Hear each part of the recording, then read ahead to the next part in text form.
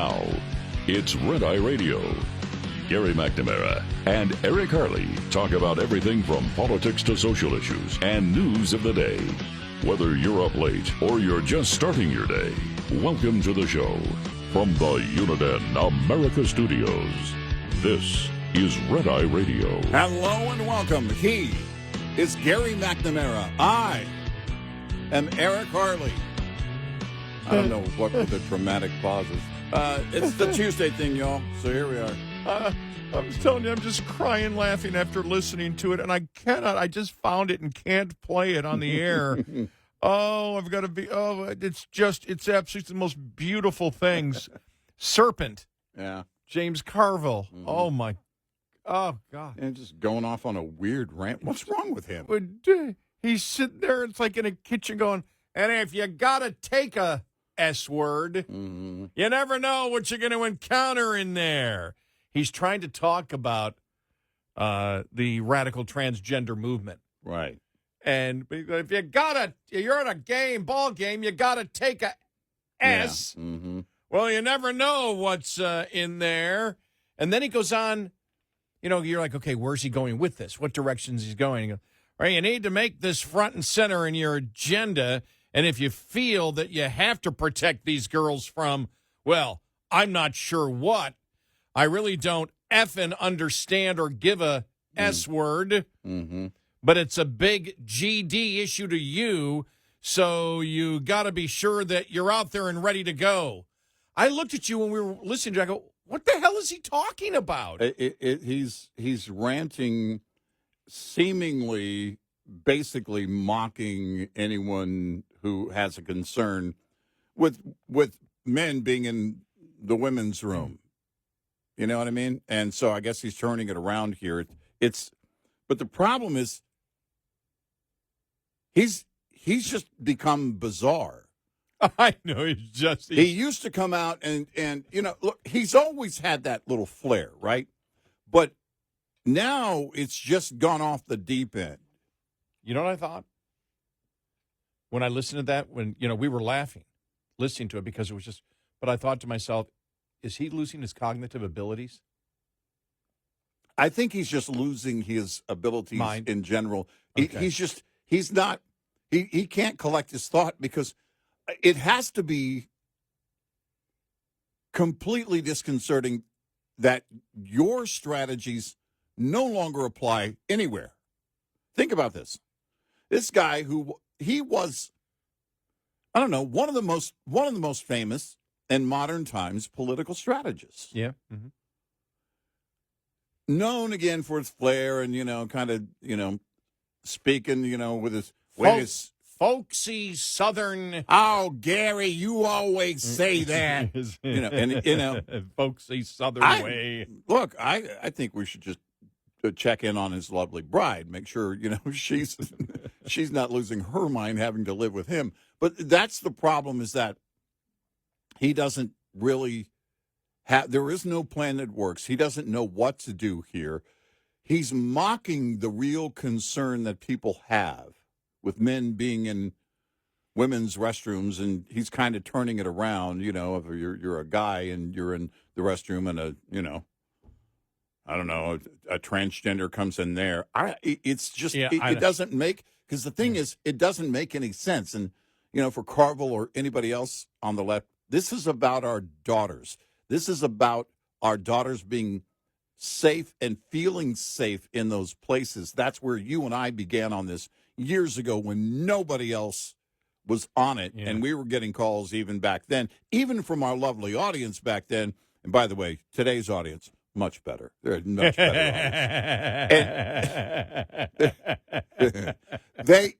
They would call us and go, guys, come on, slippery slope, slippery slope. Well, welcome to the bottom of that slope, I think. Well, then he continues, says, and whenever this topic comes up, say, look, I'm sorry, I just don't think a lot about track meets.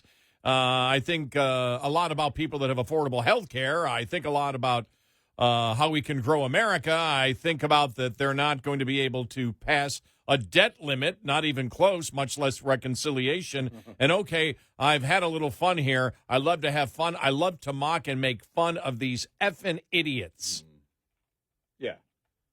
Yeah, that's clearly what he's doing. And the thing is that you're not good at that.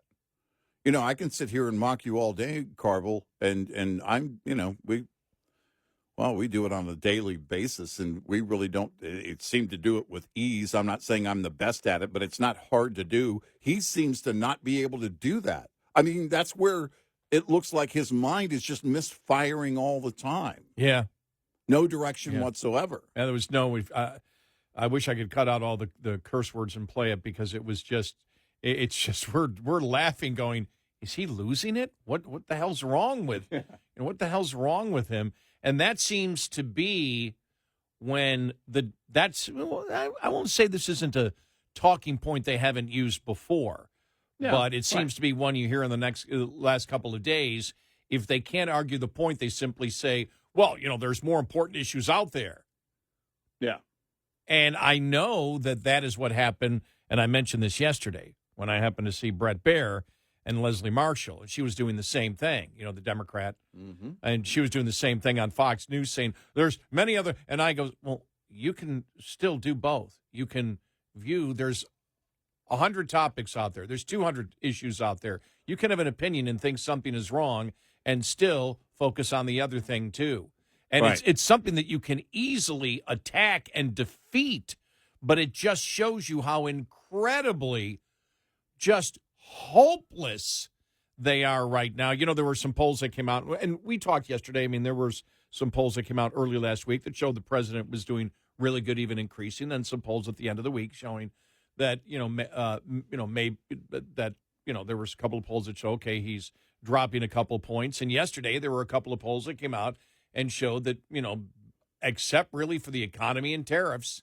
Oh, did you notice how they asked, we'll get to the one poll that said, are you for reciprocal tariffs? And 60% were. That's why the president is using that. The Treasury Secretary is using that.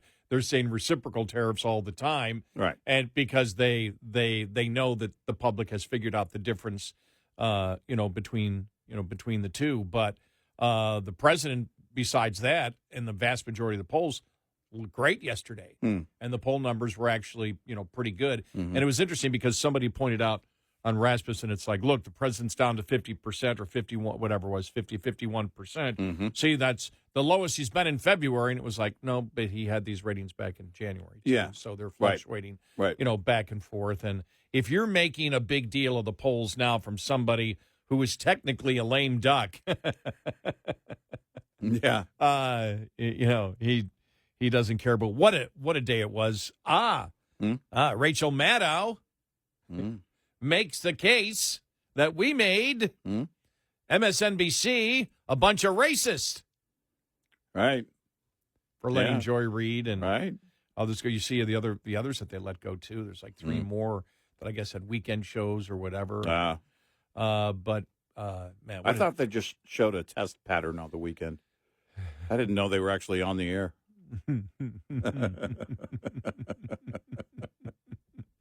I mean, what's the point? Oh, my gosh. Yeah, and the whole Joy Reid thing, I'm not sorry. Yeah, we know that. This is why there's a for sale sign in MSNBC's front yard. I really wonder who's going to move on that. I mean, it's going to have to be a package deal. It's like, hey, listen, you get all these, Universal properties. Oh, that's great. But you have to take MSNBC too. No, we don't. You have to. It's a package deal. No. Well, we'll hear this stuff from Rachel Maddow. We'll look at some of the latest polling that is out there. Some of the stuff going on also in Congress. Mark Cuban speaks. Okay. Was it about Luca? No. For the first time in a month, it was about Luca. It was going after the Democrats.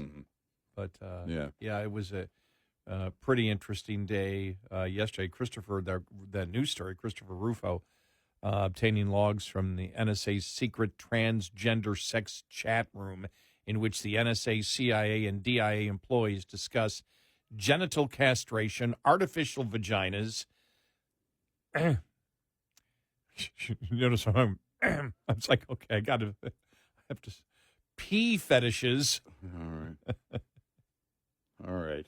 Group sex, all on government time.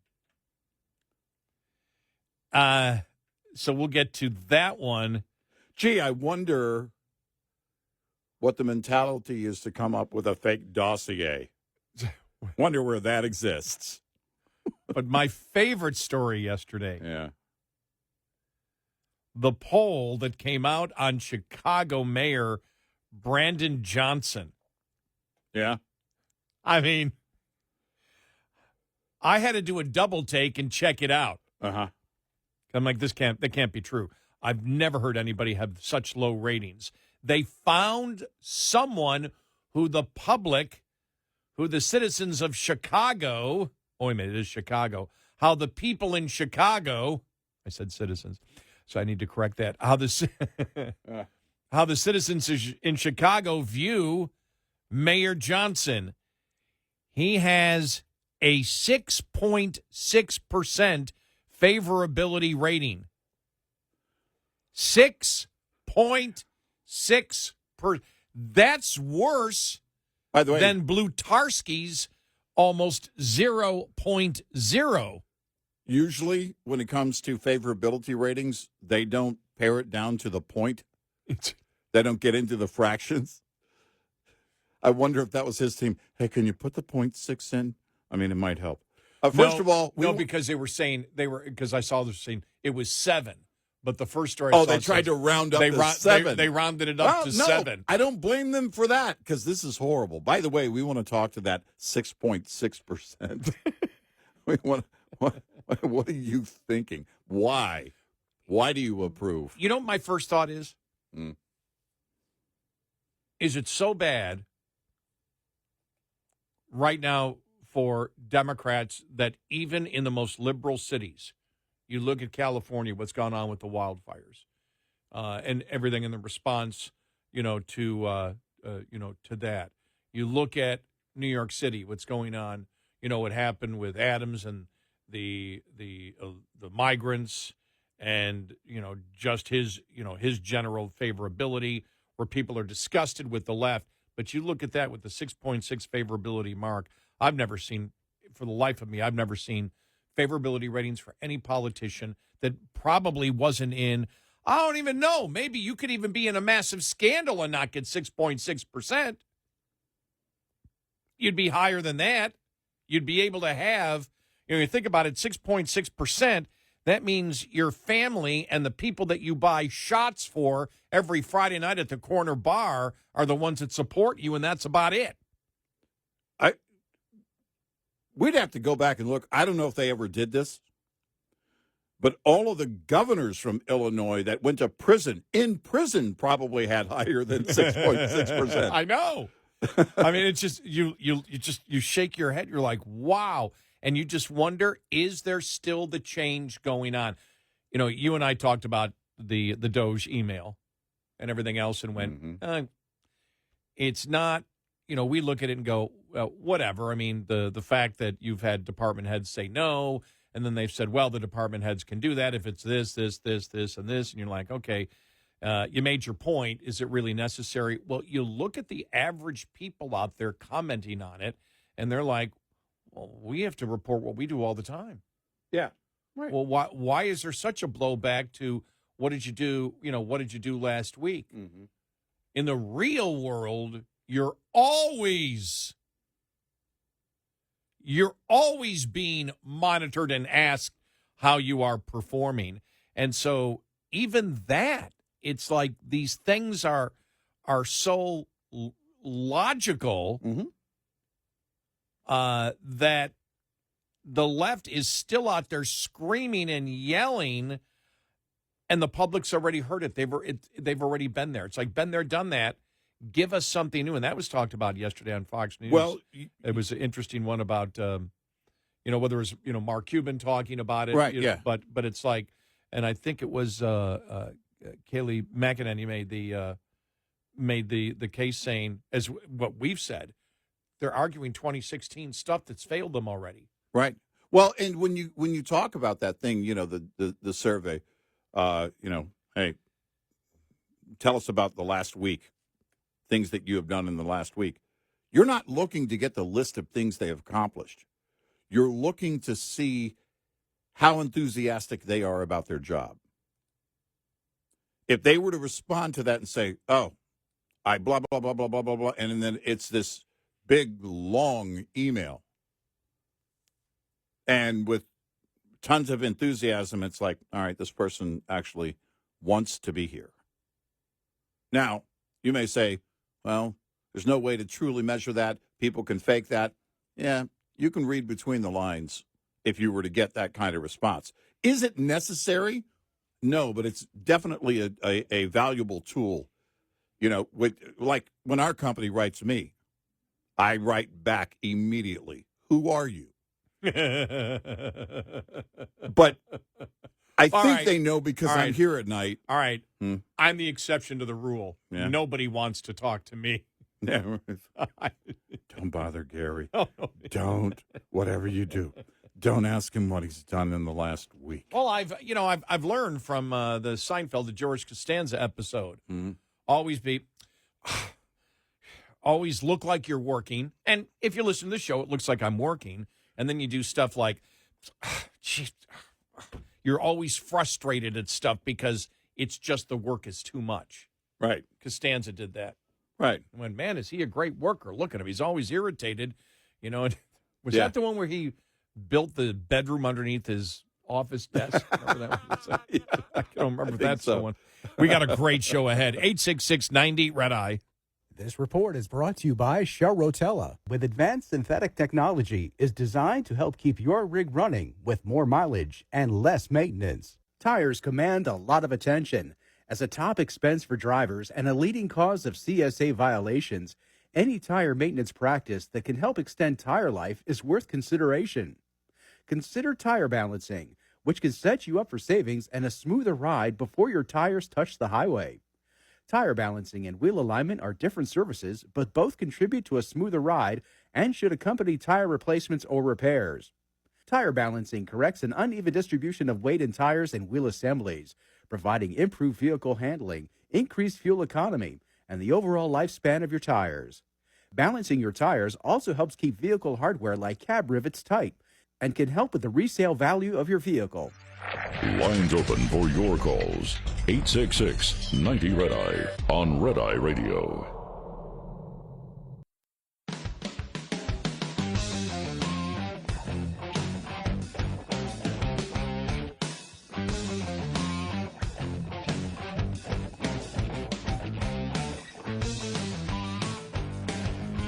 It's Red Eye Radio. He is Eric Harley, and I'm Gary McNamara. I just hit another window on my computer, and there it came up. 6.6% favorability. I just can't get over that one. First thought was, there's got to be something wrong with that poll, talking about the new poll for Chicago Mayor Brandon Johnson. Right. 6.6 favorability, 6.6%. Well, look, he was running into issues with a number of things, illegal immigrants and housing them, and we heard a lot of that over the years directly out of Chicago, because basically locals were saying, wait a minute. And I think it happened before Mayor Brandon was in office. I think it goes back years. You're spending money basically on the illegals in our neighborhood, and you're not spending money on us and that kind of thing. And you're not handling anything well. He has, I don't know what he's handled well. According to the liberals in Chicago. I know. If you can't, in Chicago, as a Democrat mayor, get more than 6%, you just need to quit.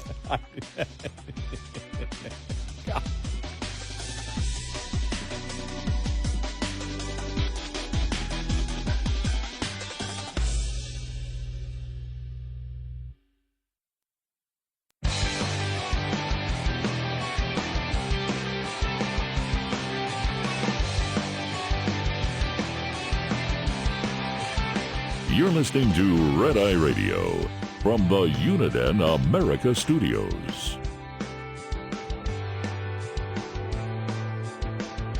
It's Red Eye Radio. He is Eric Harley, and I'm Gary McNamara. Welcome and good morning. Thanks so much for being here this morning, as always.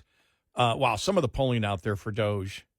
This was. Let me make sure I have the right pollster here. Is this the Harvard-Harris poll? The Harvard-Harris poll that came out yesterday. I mean, you look at some of these numbers, and you understand why Democrats are worried. 67% think the federal debt is unsustainable. Wow. 60% say DOGE is helping to make major cuts. 58% support giving DOGE access to sensitive data. By the way, if they were out there every day saying, here's what we're looking at. We're not looking at top secret stuff. We're looking at, we're looking at accounts to see whether they're legit or not. That's all. We're doing an audit. And to do an audit, you need it. I bet you that would go up. Yeah. But when you just say they have access to sensitive data, you don't know what that means. Right. I don't know what that means. Oh, I do know what it means, what they're looking for. I'm just saying if you hear that. 72% of Democrats support reducing government expenditures. Let's just go very quickly. This was Merit TV yesterday talking about this Harvard-Harris poll. Here we go. Brand new polling, which shows overwhelming support for the DOGE cuts. When asked if the U.S. federal government debt is unsustainable, 67% say, heck yeah, it is. It's unsustainable. 33%, nah, man, we got this. But when asked if DOGE is helping make major cuts in government expenditures, 60% say, heck yeah, it's helping. 40% say, no, it's not helping. And finally, when asked if DOGE should have access to the sensitive data, remember that one? 58% say, heck yeah, give them the access, compared to 42% who say, no, don't give them the access. Sir, it's really incredible, some of these numbers here. 73% of registered voters support an agency like DOGE. 72%. 9 in 10 Republicans. 2/3 of independents. 6 in 10 Democrats. Pollsters found, this from thehill.com, pollsters found bipartisan support on a few general questions about government expenditures and waste, suggesting a path forward on the issue with support from both parties. We went through the unsustainable. 7 in 10 also said government expenditures are filled with waste, fraud, and inefficiency, including at least 3/4 of Republicans and independents and 58% of Democrats. Wow.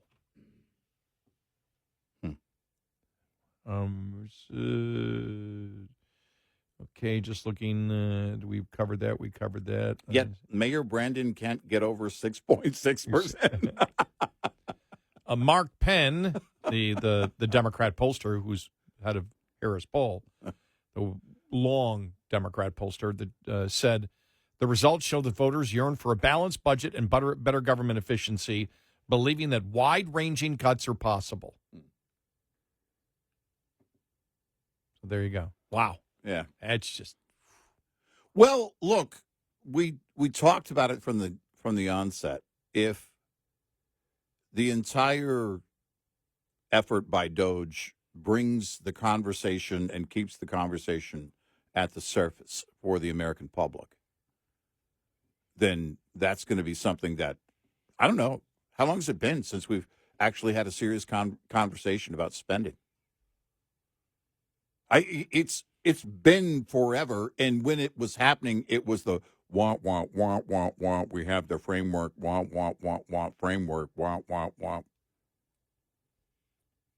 You put Elon Musk in, and the left loses their mind. Well, the great thing about that is when you look at what they're actually doing, what they're actually finding, then it becomes a worthwhile effort because everybody's talking about it. The liberals going in and the liberal activist media wanting to fact check everything actually has the American public going, no, for the most part, we're good. We're okay with this. And we should be. In fact, we should be insisting that this is an ongoing effort, that this doesn't stop in July of next year, that you keep this kind of department going, and it has to be, look, I don't expect a daily report, but constant updates as to what's going on and what they're finding. Auditing should be a process that never ends when it comes to federal spending. Looking here, Axios had a story, Americans wary of Elon Musk and DOGE, recent polls show.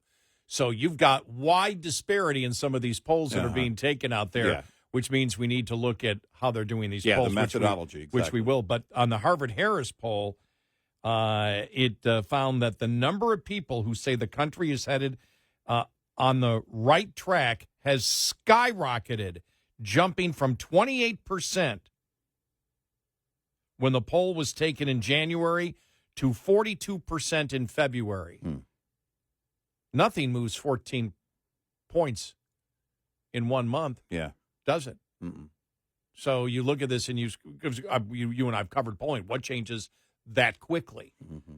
Unless a politician is found to have taken a bribe or something like that. Right. But on a particular issue, to say on an issue like, not an issue, but on the a poll on is the country headed in the right track, you never see a jump like that ever. No. Which is really incredible. The number of people who say the country is on the wrong track has dropped from 58% to 48%. Overall, 52% of Americans approve of the job Trump has done as president so far. 58% of American voters say that Trump is doing a better job than his Democratic predecessor. The poll also found that 36% of voters say Trump is doing better than expected, while 35% said he was doing worse, and 29% saying he was performing as expected. So those are some pretty huge numbers there, because you're talking, 65% believe he's performing as expected or above. 81% said they support deporting illegal immigrants who have committed crimes. 76%, by the way, that's up 2 points. Yeah. It was a different poll, but I mean, that's the highest number I've seen for that. The previous high I saw was 79. 76% said they support undertaking a wide-ranging effort to cut government waste. 76% say they support closing the border and issuing additional border security and deterrent measures. 69% supported banning biological males from women's sports. That may be one of the highest ever for that. 68% support the declaration that there are only two genders. 65% support eliminating preferential hiring and government contracts awarded based on race. 63% support the freeze on foreign aid, not foreign age. And 61% support placing reciprocal tariffs on other countries. When I saw that yesterday, I said, now I know why. That's when the White House talks tariffs. It's always reciprocal. Right. Voters were also asked about DOGE, headed by Elon Musk, with 60% saying that DOGE is helping make major cuts in government expenditures. 66% of American voters said the Democrats should take more of a wait-and-see approach before opposing things from the Trump administration, what the Trump administration does. That's huge, which means the public is sick and tired. That's why Trump won. They were sick and tired of the reactionary insanity that comes from the left. Right. Yeah. And so what are you getting from the left? Reactionary insanity. Yep. 66% say wait and see, including 36% of Democrats. 66% said that Democrats should join the Trump administration's mission of cutting government waste, including 43% of Democrats. Wow, that's more than half. Wow. Yeah, it's it's a again, always a worthwhile discussion. I mean, we still have a lot of work to do to convince everybody else. I mean, but I'll take it. Because if you think about it, Trump has mentioned spending in the past. It wasn't really the brunt of his campaign. It hasn't been the brunt of a presidential campaign in I don't know how long. Well, he did make it. I mean, he did bring it up later on. That's what I was saying. Right. It wasn't really the brunt of it. Right. It was mentioned. He mentioned it. It wasn't really what took him over the top. If you think about, I mean, it was about the economy. It was under the umbrella of the economy. So it was part of the whole inflation and what we're going to do here and blah, blah, blah. And it's always mentioned, but it's not the mover and motivator. And now, my gosh, it's a massive driver in the news cycle. Yeah, it is. And I don't know the last time I've seen that. We brought this up, though, when he started mentioning DOGE and everything else and what he wanted to do later on in the campaign. Mm-hmm. And we said, whoa, because it's very unusual for any politician to bring up something that they don't need to win an election, right? But do it anyway. Right. And what he has done goes far beyond, because remember what we were told was that Elon Musk was going to look at it and then put out a report on July 4th of 2026. Right.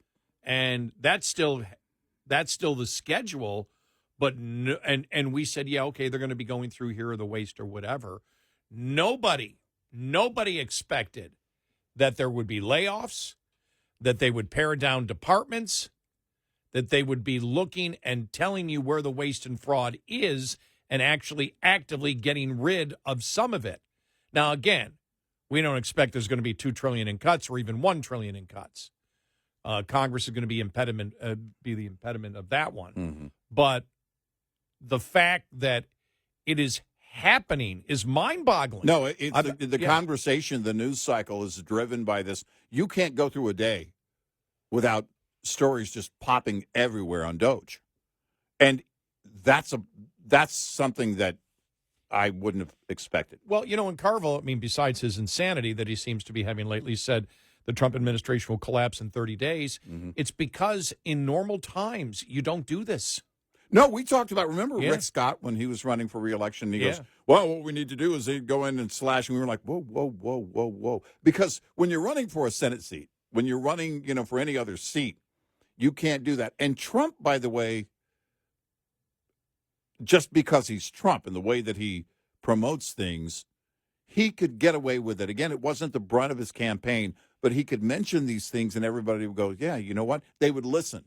Rick Scott, sorry, but, he doesn't have the same base. He doesn't have the same following. And we were saying, you mentioned austerity and people run the other direction. It doesn't matter. We conservatives agree we need to get in and control spending, but for the seat he was running for, it's like, nah, that's not going to work for you. Trump not only has made it work as a part of his campaign, he's gotten the results that I thought we would never get to. I didn't even know if July of next year we were going to have this kind of conversation, and it's a non-stop conversation. And I'll tell you the numbers that absolutely blew my mind in this Harvard-Harris poll. Coming up next, 866-98-RED-EYE. Get in touch with Red Eye Radio, toll free at 866-90-RED-EYE.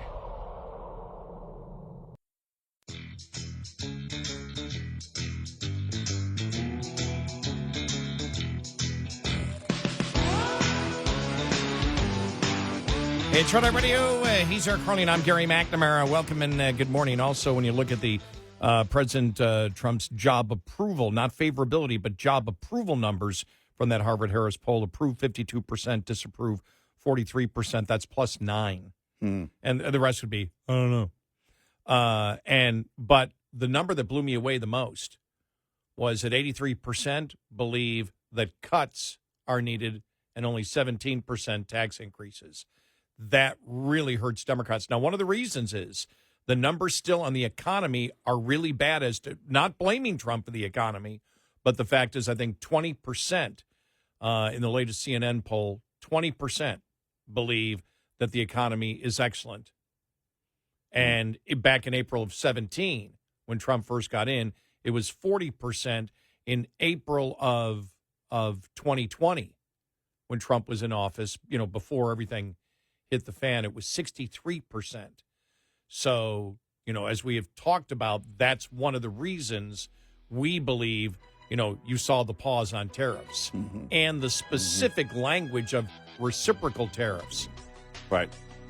And probably one of the reasons that the Apple thing was announced yesterday, too. Yeah.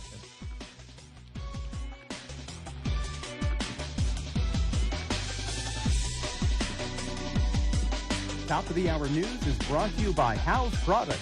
Visit houseproducts.com. This is Red Eye Radio on Westwood One.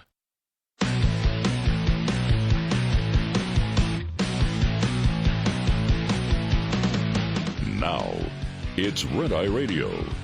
Gary McNamara and Eric Harley talk about everything from politics to social issues and news of the day. Whether you're up late or you're just starting your day, welcome to the show. From the Uniden America Studios, this is Red Eye Radio. It's Red Eye Radio. He's Eric Harley, and I'm Gary McNamara. Good morning. Oh, man, here we go. We got so many audio cuts to play, and we haven't even got to the analysis of Joy Reid being gone from MSNBC, because I am happy that I did see a few other people out there on social media, conservatives, post and say, no, keep her. Right, yeah. Which is exactly our point. That's what we said. Don't let these people go. Right. They are the ones that are telling you what Democrats think every day. Don't start putting Biden people on who failed miserably and know they failed miserably, right, who are going to pretend that they stand for something else. Well, it's, I thought to myself, how often, quite often you'll see Hollywood will do the legends at the end of the year, the legends we lost this year. And I'm thinking, the liberals we've lost in the media so far. And there's, Jim Acosta, he's out of work. Of course, Oberman, that goes back years, but he's, still on the internet. Joy Reid, wherever she winds up. But there's a pattern. By the way, they're not deceased. They're just out of a job, to be clear.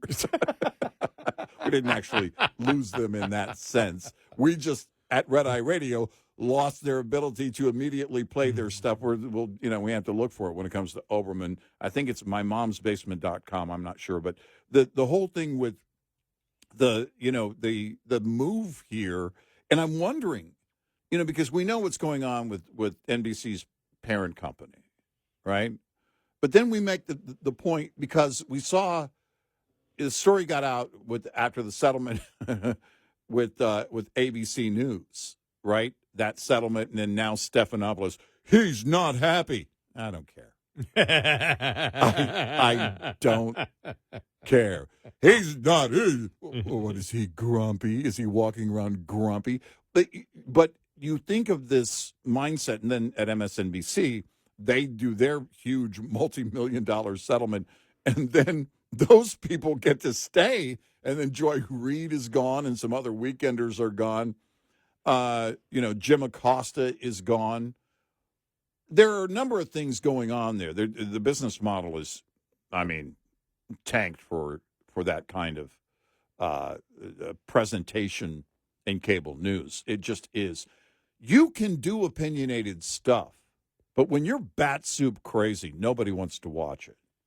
Yeah, you can go over the top a little bit, but when you're bat soup crazy, it's unwatchable.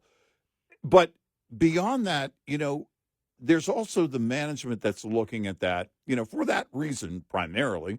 Look, if they could be crazy and monetize it, of course, they'd hire every crazy person on the planet and give them a ton of money.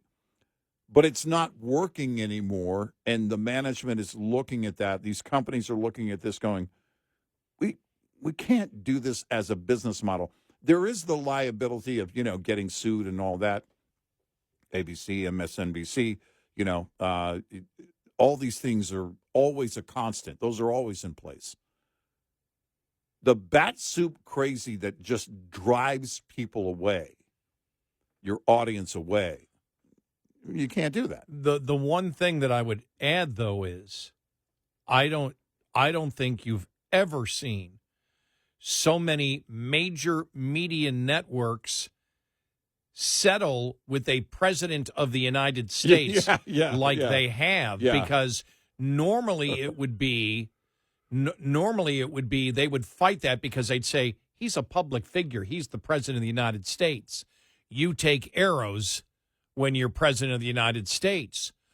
But the fact is, I believe the president knows that if the judge allows the lawsuit to continue, as in cases they did, you get to do discovery and find out that inside, and you go through all those emails and everything else, and you find out these people are political activists. You have the evidence that you want. Yeah. So you know that you can get cash from the left to build your own presidential library. I love that. And we came up with the idea. I don't know if we're the only ones that brought it up. We came up with the idea, though. This is, over here is the ABC News section, sponsored and funded by ABC News. You have your own ABC News corner where their money went to the library. Yes. Just to burn it in, to make it permanent. Right, that the ABC, CBS, whoever would be supporting the fake news section of the Trump presidential library. Right. But when you see that, you just like, they're on the run, because even inside, this is the suits. The suits are absolutely panicking, and we're panicking that we cannot let this get to discovery. We can't let Trump's lawyers in to look at our editorial content when it comes to emails to see if they can prove defamation, because we believe they can. Because I have never seen, tell me if I'm missing something, if I blanked out, 40 years ago, I was going to say 40 years ago in college. That'd be 50 years ago in college. Oh, okay, 50 years ago in college. Oh, God, am I old? If I blacked out or something, let me know. But I've never seen this. I don't think this is something you've never seen. This is how bad the media has gotten, and the suits realize it. Right. Oh, and they're like, we can't continue to do it. This. I bet you there is talk that they want to blow out Rachel Maddow, but the whole point is she's only going to be on 5 days a week. She doesn't want to work, for the first 100 days, and then she's back to 1 day a week. And they're like, okay, maybe 1 day a week we can handle her. You saw the New York Post story. Now, The View denied it, but that they're getting pressure to lay off Trump from the suits. That this is hurting us right now. It's hurting your numbers. It's hurting our numbers. Well, we kind of paired those two items, the lawsuit at ABC News with The View having their lawyers right there on the set, having to hand them corrections, the legal notes. And we thought, my gosh. That's unprecedented in American. Right. Because American opinion journalism. I've never seen that ever before. And when I say opinion journalism, radical leftist activists. No, but I mean, just if you look just at what you would call the section of that, it would be under opinion journalism, right? Whether they're political activists or not. That's right. But I've never seen lawsuits like this settled. I haven't either. As much as I've seen it. It's really, or the lawyers sitting there in real time, analyzing, and during commercial breaks, handing them notes and say, "You got to retract that. You got to retract that." And I think the two may go hand in hand. I mean, I wonder if they do. I can't prove that, but if you're shelling out millions to now fund his library, then it's then you have to be, because here's the difference. You and I don't need lawyers sitting here, ready to hand out a legal note. I've never been told, don't do that, don't do this. You have to be thoughtful in your approach. I don't care. I don't mind at all that there's liberal activists in the media, because you and I have said for a long time, we believe people are smart and they can find their own. You are the media, Elon Musk. And we've been saying that. We didn't say those words, but we've been saying you can find the facts if you're willing to go look for the facts. The liberal media doesn't control how you think. So liberal activist media, I don't have a problem with.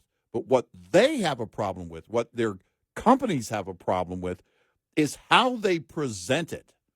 If you're not thoughtful in that approach to make sure you're not going to get sued, that's because it's real simple. Like if you want to cite something, Charlottesville, is one of those. You read the whole quote and it's a big nothing. Nothing happened that day. They had to edit what he said that day, and they're still telling that lie over and over and over again. And two prominent liberals, Michael Rappaport, Marcus Pinkman, have both cited that in part as to what turned them around. Pincus. Did I say Pinkman? Pinkman. I have a friend named Pinkman. Pincus. And he was citing that in part as the big turnaround. We have questions there, and we can get into that another time. But the point is, when you're lying and lying and lying and lying and lying, you should expect to get sued if you're talking about things that are slanderous. This is something that is a liability for everybody. You have to be thoughtful. I can tell you, I can say, I think the liberals are crazy. I can't say so-and-so has been formally diagnosed with this. I can't say that without. Now, I can say if somebody, if the New York Times or New York Post or whoever has a report, I can read that and say, this is what it says in the New York Times, the New York Post, Washington Post, whatever. Yeah. I can say they're reporting this, and we're careful about doing that. And it's not that we're walking on eggshells. I don't have anything to prove. I can look at them, and we can make observations without having to lie. Well, no, that's because the point is, because we've had it at times, why don't you guys break news? Yeah. Because we're not a research organization. Nope. We comment on what we know is the truth. And if we see something in the news, how many times have we said it? And it can go in either direction where we're like, I don't know about this. This story was in, you'll say whatever the media outlet is. But I don't know. There's something that's missing here. Because then people sit there and go, okay, all right, you don't know yet, so you're not going to comment on it. Or if you say, if it was this, then this, that's completely different than making an absolute statement. And I'll back what you have said in this is my 36 year of talk radio, but 42 years in the media total. So in 42 years, I've never been told ever to retract something that I've said on the air or been given a legal note ever. And I started when I was 18. We're doing 5 hours a day, 5 days a week. Yeah. They're doing 5 hours a week with what? 4 voices, 5 voices at one time. So they're very limited in what they compared to what we do. We're doing 5 times the amount. Ad lib. We don't have producers saying, okay, this is the topic you're going to talk today, this, and this, and here's the stuff here, whatever. We're not giving any talking points, and never has that happened. The point is, not that we're great, we're just not idiots. They're idiots. I started doing this when I was 18. Somebody probably should have told me then, when I was 18, listen, there are things you're thinking off the air. Don't say them on the air. It never had to happen. Yeah, because for me either. You understand what your responsibility is. And they clearly don't. Or is it that they think being an activist and having that job is being defiant against, lawyers on the set? being defiant against management and saying whatever you want and then daring the world to come at you. I don't know. Well, I'll give you an example. Last week when they were saying, they were implying that tens of millions of people were on Social Security, all the way up to, 150 years of age, right? Whatever. And we said, well, that's not what they're saying is they're on the rolls. Right. They're not saying they're collecting. Right. And I saw Ducey on Fox and Friends yesterday say, all right, you really don't have people 115 years old collecting, Social Security. That's not really, there may be a few, but there aren't tens of millions. And that's what was being implied by the Trump, maybe not Elon Musk. He was saying, look, these people are on the rolls. That got taken by many people as we have tens of millions of people that are illegally collecting Social Security that have been dead. And the meme factory just, it went on. And we just said, well, that's not what they precisely said. And so let's wait for that, because if that fraud exists, then there's major problems. And you see they've sort of backed off on that the last couple of days, even talking about it. It's not, they may talk, we need to get to the fraud in there, and these people need to be off the rolls because they shouldn't be viewed as being active, even if they're not collecting. Exactly. Now, the good news is, God willing, if I make it to 115, Social Security won't be around. It would have been gone for years, so you won't have to worry about me getting paid. Exactly. 866-90-RED-EYE. Brought to you by FPPF, Fuel Power Max. Surviving and thriving as an owner-operator has just as much to do with managing costs as it does with generating revenue. Like the chief financial officer of any company, you have to be concerned about rising costs, especially without increases in revenue. Trying to reduce costs, let alone make sense of them, can be a complicated task. Understanding basic principles of operating costs can save you thousands of dollars a year. A penny saved could be $1,000 earned. Saving just 1 penny per mile over 100,000 miles driven annually will deliver $1,000 to the bottom line at the end of the year. Owner-Operator Business 101 is provided by Overdrive's Partners in Business program. Go to overdriveonline.com to the Partners in Business section of the website for more details on this and many other topics. Brought to you by Shell Rotella, with advanced synthetic technology is designed to help keep your rig running with more mileage and less maintenance. We'll be right back with more Red Eye Radio with Eric Harley and Gary McNamara.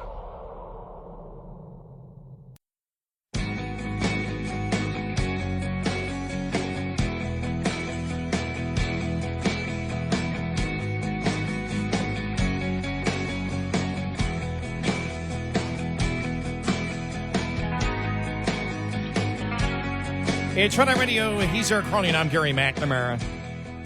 All right, so here's Rachel Maddow, okay, in her opening statement about Joy Reid getting fired, because this is beautiful, because her message to MSNBC is, you're racist. Here we go. An even bigger programming change is at 7 p.m., 7 p.m. Eastern, where Joy Reid's show, The Readout, ended tonight. And Joy is not taking a different job in the network. She is leaving the network altogether. And that is very, very, very hard to take. I am 51 years old. I have been gainfully employed since I was 12. And I have had so many different kinds of jobs, you wouldn't believe me if I told you. But in all of the jobs I have had, in all of the years I have been alive, there is no colleague for whom I have had more affection and more respect than Joy Reid. I love everything about her. I have learned so much from her. I have so much more to learn from her. I do not want to lose her as a colleague here at MSNBC. And personally, I think it is a bad mistake to let her walk out the door. It is not my call, and I understand that, but that's what I think. I will tell you, it is also unnerving to see that on a network where we've got two non-white hosts in primetime, both of our non-white hosts in primetime are losing their shows, as is Katie Fang on the weekend. And that feels worse than bad, no matter who replaces them. We said that was going to happen. Yeah. I mean, at least she didn't ignore it, right? Yeah. I mean, it's... You work for a racist network. Yep. Your employer is racist. Tomorrow, MSNBC. Yeah, we're parting ways with Rachel Maddow. We've decided it's not working. How bad are you if you publicly admit how much you have learned from a Joy Reid? That's what when she said that, I thought to myself, can we pause it right there, Rachel? I have just a few questions. What did you learn? Can you tell me 5 things? 1. Not 5. I'm making it too difficult, huh? 3 things. Okay. 3, we'll meet in the middle. 3 things. 2.5 things. No, you're right. 1 thing that you learned from Joy Reid. 1.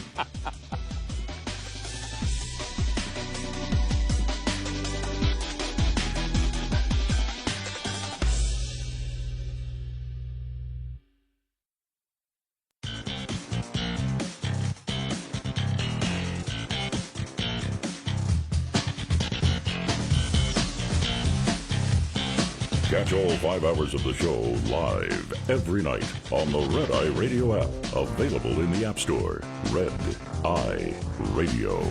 And he is Eric Harley, and I'm Gary McNamara. Download our Red Eye Radio app today, and you can listen when and where you choose. All right. Our goal here is to help people out. That's right. We're only trying to help. We're just trying to help. We're just trying to help people out. So I'm going to play an audio cut here from Pete Hegseth yesterday, and then Scott Jennings. All right. Because the left is pounding on unqualified candidates. All right. So here's Hegseth being asked a question. It may be a little low, so I'll let you know what the question is. Mr. Secretary, why did you select an underqualified retired lieutenant general to be the next chairman of the Joint Chiefs of Staff? All right. So here we go. All right. Mr. Secretary, why did you select an underqualified retired lieutenant general to be the next chairman of the Joint Chiefs of Staff? Given that I'm going to choose to reject your unqualified question. All right, and then here's now. Hang on, we're going to go to Scott Jennings, and then we're going to help. Okay, here's Scott Jennings talking about Dan Bongino's appointment as deputy FBI director. Okay, here we go. But if I may address one issue. You just denigrated Bongino's law enforcement credentials. He was a cop and a Secret Service agent. You denigrated his academic credentials. He has a master's degree. Just because he was a police officer doesn't make him qualified to run a 38,000-person, $11 billion budget agency, just like Pete Hegseth. But you know what does? Because he National Guardsman or everyone doesn't either. Thank you for your service. The confidence and the pleasure of the president. And I'm sorry that terrible. And I'm sorry that you are not yet over the outcome of the election. No, because look at what's happening to our country, and I'll never be over it, Scott. This is dismantling our democracy in front of our eyes, and you guys are okay with it. You had a city that was smaller than the amount of people that live on this block, and he was the Secretary of Transportation. You had the guy who was stealing luggage. I mean, I think anyone who's defending the Biden administration. But this is the FBI. So? Right. Yeah, and this is someone who has a career in law enforcement for many years. Does Dan Bongino have the qualifications to be the second person in charge of the FBI? Yes. He has law enforcement. He has academic. And again, let me just stress this. I've mentioned this before. So when you stack up his serve at the pleasure of the president. That's the political appointment. I know that is the answer to every question, is that Donald Trump wants it, so therefore it is good. For political appointments, yes. But when we look at... Okay. All right. Let's help out here. All right. First off, for the question of, Pete Hegseth, for example, and the appointment of the next chairman of the Joint Chiefs of Staff. I will just go to the top of the ticket, Lloyd Austin. Lloyd Austin said when he became defense secretary that the biggest military threat we face is climate change. Yeah. That made him completely and totally unqualified. Yep. The left didn't say a word. Right. I care about what you say. People can jump from profession to profession. People can jump. What makes you qualified to me is where you stand on the issues and where you go forth from that. Pete Hegseth will be judged by what he does.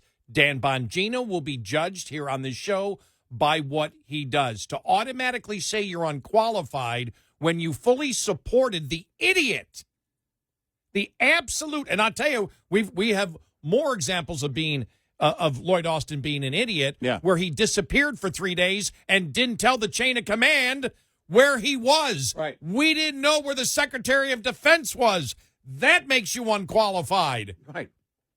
And it makes you unqualified that one of the first things that you said when he got into office was the biggest military threat that we faced, that he was concerned about. Lloyd Austin, as the Secretary of Defense, was climate change. Yep. So please spare me this unqualified crap that's going on. And now for Scott Jennings. The FBI.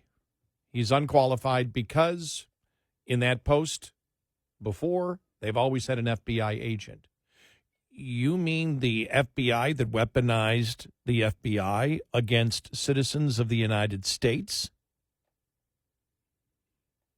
Yeah, I believe the level of qualification for Democrats is so damn low. Yeah. That they were okay with the weaponization of the FBI. The FBI knew that the dossier against Trump was bogus. We know the one FBI agent lied. We know a couple of FBI agents lied about it, and Comey knew about it. Think about it. Comey, Strzok. You're telling me that these people were qualified for what they did? Comey leaked. Yep. Comey leaked information.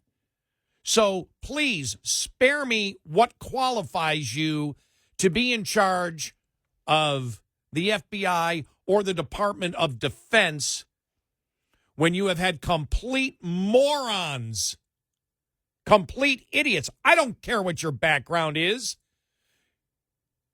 So what? It justifies it that your background, that you were part of the management of the FBI that allowed, as you know, remember the memo on the attacks on Catholics? Mm-hmm. Remember that one that came out? Mm-hmm.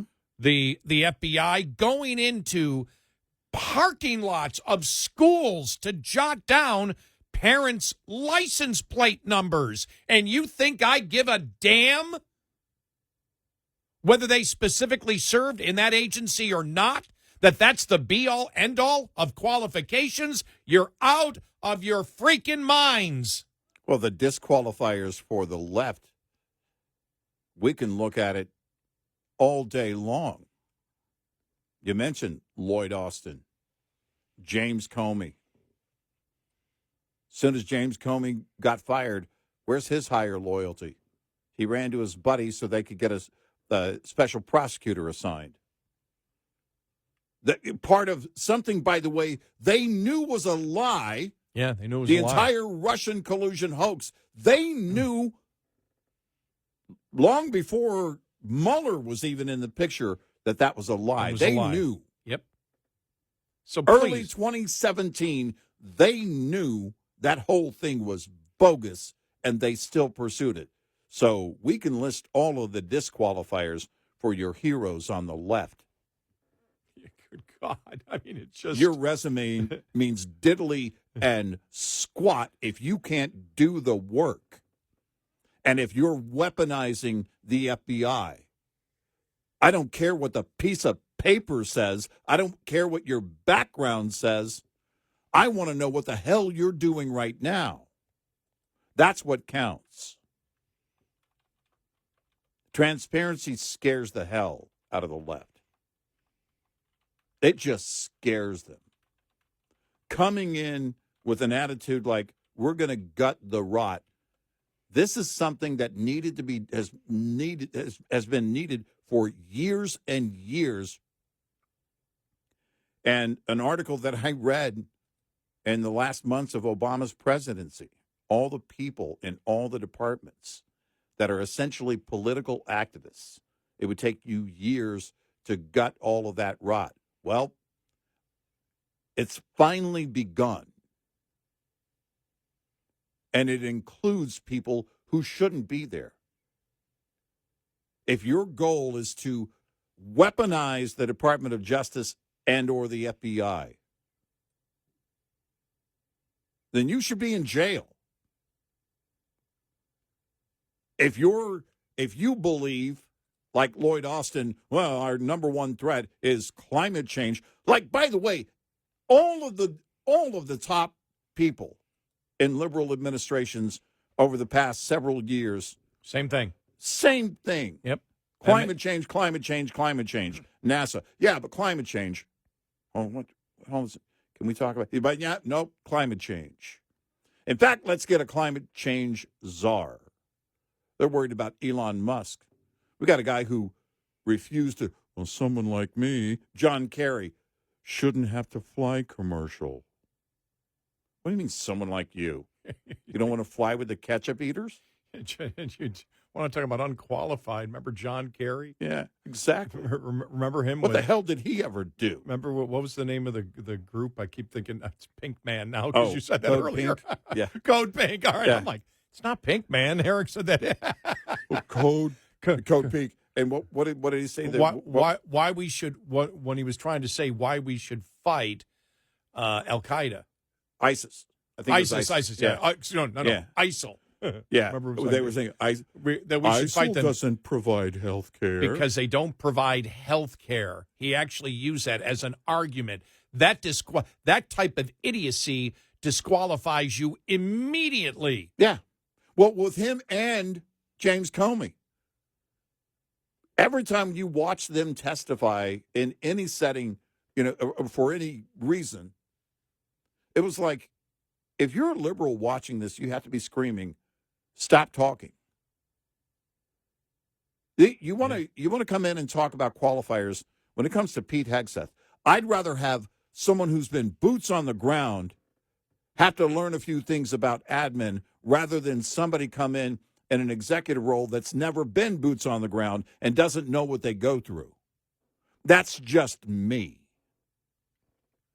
I'd rather somebody that comes in, Kash Patel, and understands and has been loud about it and says, you know what, we're going to gut this place and I'm going to find another person to be right that I know believes what I believe to be my right-hand person here. Dan Bongino and I are going to come in here, and we're going to get the FBI back on its feet.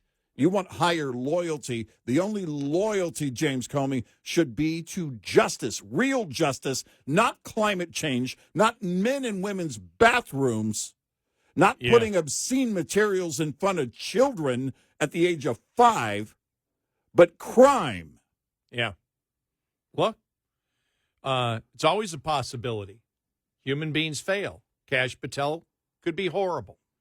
Pete Might Hegseth not work out. Could be horrible. Dan Bongino could be horrible. Might not work out. They also could be great. I'll judge them by what they do. I know what their goal is. I know what their agenda is. I still can't tell you what James Comey's agenda was because every time he opened his mouth, just sounded weird. 866-90 Red Eye. Coming up, more with Gary McNamara and Eric Harley. It's Red Eye Radio.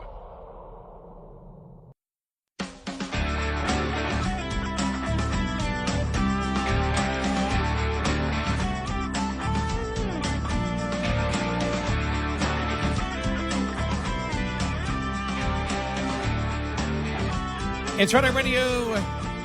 He is Eric Harley and I'm Gary McNamara. Welcome. And good morning. So, I wanted to address the thing about because that's what you're hearing from the media. I don't think that's relating to the public at all. Yeah, I don't think the public at large looks at it and says, "Oh my gosh, Hegseth is unqualified without question." No, they're not even paying attention to that. No, I still think again the biggest challenge that they face is inflation and where the economy is going. If the GDP was slowly decreasing at the end of the Biden administration, and that's what Trump is left with, because the polling does show that people are worried about the economy. Yeah, and where it's and where it's going, and worried about inflation. And so those are the biggest things here. Those to me are the challenges. Everything else, even Ukraine.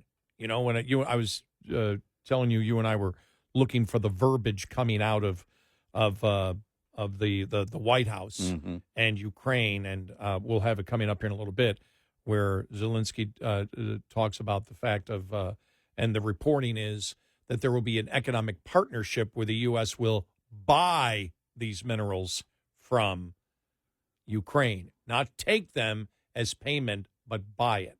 Yeah. And so you look at it overall, and a lot of people are panicking that Trump voted with Russia, not to sign that UN declaration. I believe I know why he did it, because he doesn't want anything to interfere with the peace accord that they're doing. Not that he doesn't believe that Russia attacked. He admitted it on Friday that Russia did attack, by the way, and you see it coming now from the administration. That was an unforced error by the president when he said that. But you look at it and it's like, okay, if you have a deal where you're buying these minerals that are necessary to the United States, that's the implicit security guarantee that you have. Yep. That's what you have right there. And so, in essence, it's not about NATO. It's whether the U.S. is going to back Ukraine, and you do it with that economic partnership is how you get there. Right. And everything else is, again, implied. Russia knows now we have a direct interest to keep Ukraine, not in Russian hands, and keep them, keep that situation going. This is exactly what you want to set up. The left is, again, losing their ever-loving. Well, they're trying to invade Ukraine. He wants to go in and... Yeah. No, it's about an agreement. Well, some on the right are losing their minds, too. Sure. And that's the problem with not understanding what they're actually trying to do. J.D. Vance has been out there, and I think has been pretty clear, but it's going to require a little more of that.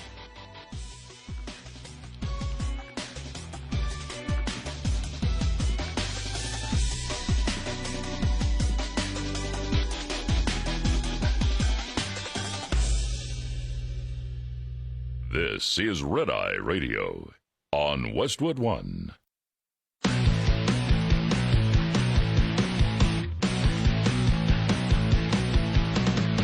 Now, it's Red Eye Radio. Gary McNamara and Eric Harley talk about everything from politics to social issues and news of the day. Whether you're up late or you're just starting your day, welcome to the show. From the Uniden America Studios, this is Red Eye Radio. All across America, we are Red Eye Radio. He is Eric Harley, and I'm Gary McNamara. Welcome and good morning. I was going through social media, Eric, and I found it. Keith Olbermann. Mom! It is such a confused, brutal, racist purge at MSNBC. It's like they're being run by Elon Musk. Yeah, in Mom's basement. Yeah. Just love it. I love it. Gosh. Yeah, it's... I do wonder, because the Joy Reid thing, the Jim Acosta thing, and a lot of it is, it really is viability. If you can be over the top insane and they could monetize it, they probably wouldn't, be letting you go. But is that viable anymore? And I have to believe it's not, that it's dying, that the liberal activists, over-the-top activists, it's not that you're not going to have them. They're still going to be very present in cable news, whatever cable news looks like going forward. But I just look at that situation and think to myself, well, does your audience, MSNBC, it's not conservatives sitting around watching it. So your audience doesn't buy it. They don't buy that over-the-top insane stuff, that you get from these activists. Then you kind of have to fold in other liberal activists in other roles in I guess you could say the media. But Jimmy Kimmel comes to mind at ABC, a guy who tears up at pretty much anything that Trump does. and it's I'm thinking to myself, do they how do they not? I know that they don't, but how do they not see it? How do they not understand? And it's just their brain. That's how they work. Their brain is more radical. Their brain just works that way, and they don't see that they're not connecting with people. I don't care if whoever it is disagrees or has a different point of view, but when you go insane, when you're just flat out radical, I have no use for you, but I'm not your target audience. And it's clear now that there is less and less of an audience for that, even in the liberal rank and file public. You know, I go back to think about the Rachel Maddow lawsuit. Remember the defamation lawsuit against her? Yeah. And I found the article written by Glenn Greenwald back in 2021 because we hit this because this is just beautiful. Let me just read you a couple of paragraphs. MSNBC's top-rated host Rachel Maddow devoted a segment in 2019 to accusing the right-wing outlet, the right-wing cable outlet One America News, of being a paid propaganda outlet for the Kremlin. Discussing a Daily Beast article which noted that one OAN reporter was a Russian national who was simultaneously writing copy for the Russian-owned outlet Sputnik on a freelance contract, Maddow escalated the allegation greatly into a broad claim about OAN's real identity and purpose. In this case, she announced the most pro-Trump right-wing news outlet in America really literally is paid Russia propaganda. In response, OAN sued Maddow, MSNBC, and its parent corporation Comcast for defamation, alleging that it was demonstrably false that the network, in Maddow's words, were literally, quote, literally is paid Russian propaganda, end of quote. Now, that's something that you and I would never say, even if we were on the left, knowing that if you say they're literally paid Russian propaganda and you're hitting a particular business on it, that you're getting into defamation territory because you're making an allegation that they're being paid off, by a foreign adversary. And that's not saying they're idiots. That's not saying they're wrong. That's not saying they're stupid. That's accusing them of something that may be illegal. Yeah. Now, what I love here is in an oddly overlooked ruling, because Rachel Maddow's still there, so understand what even an Obama-appointed judge thought of Rachel Maddow. Yeah. In an oddly overlooked ruling, an Obama-appointed federal judge, Cynthia Bashant, dismissed the lawsuit on the grounds, because this is where you talk about their audience, liberal audience. Right, yeah. Watch it. This is getting back to that point you were making. Dismissed the lawsuit on the ground that even Maddow's own audience understands that her show consists of exaggeration, hyperbole, and pure opinion, and therefore would not assume that such outlandish accusations are factually true, even when she uses the language of certainty and truth in presenting them, which was literally paid Russian propaganda, what she said. In concluding that Rachel Maddow's statement would be understood by her own viewers as non-factual, the judge emphasized that what Maddow does in general is not present the news, but rather hyperbole and exploitation of actual news to serve her liberal activism. On one hand, a viewer who watches news channels, tunes in for facts and the goings-on of the world. MSNBC indeed produces news, but at this point must be juxtaposed with the fact that Maddow made an allegedly defamatory statement on her own talk show news segment where she is invited and encouraged to share her opinions with viewers. Maddow does not keep her political views secret, and therefore audiences could expect her to use subjective language that comports with her political appearance. Thus, Maddow's show is different than a typical news segment where anchors inform viewers about the daily news. The point of Maddow's show is for her to provide the news, but also to offer her opinions as to that news. Therefore, the court finds that the medium of the alleged defamatory statement makes it more likely that a reasonable viewer would not conclude that the contested statement implies an assertion of objective fact. So the judge's, that's from the ruling. The judge's observation about the specific segment at issue in which Maddow accused a competitor of being literally paid Russian propaganda was even more damning. Maddow's own viewers ruled the court not only expect but desire that she would not provide the news in factual form, but will exaggerate and even distort reality in order to shape her opinion-driven analysis. Here's what she wrote. Viewers expect her to do so, as indeed her show and viewers watch the segment, that the understanding will be contained, the segment with the understanding that will contain Maddow's personal and subjective views about the news. Thus, the court finds that as part of the totality of the circumstances, the broad context weighs in favor of finding that an alleged defamatory statement is Maddow's opinion, an exaggeration of the Daily Beast article, and reasonable viewers would not take the statement as factual. Think about this. I'm not surprised because, look, she's an Obama-appointed judge. She knew back in 21, look, this isn't news. It's lies.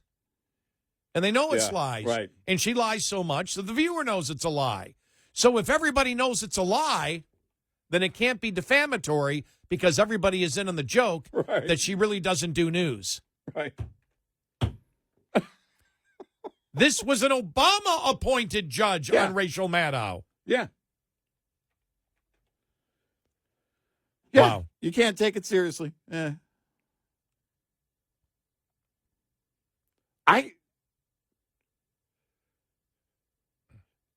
I were Maddow, if I were in that position, I'd sue for defamation of character. But sue the judge, yeah. Exactly. Look, I'd like to object. I don't know if you can do that here, but... Well, she couldn't because she knew it was true. I know, but it was a joke. It was more damaging than anything for her.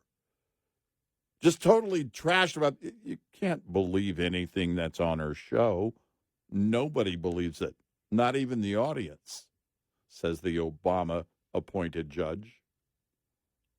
I object. I'd like to appeal. That's just...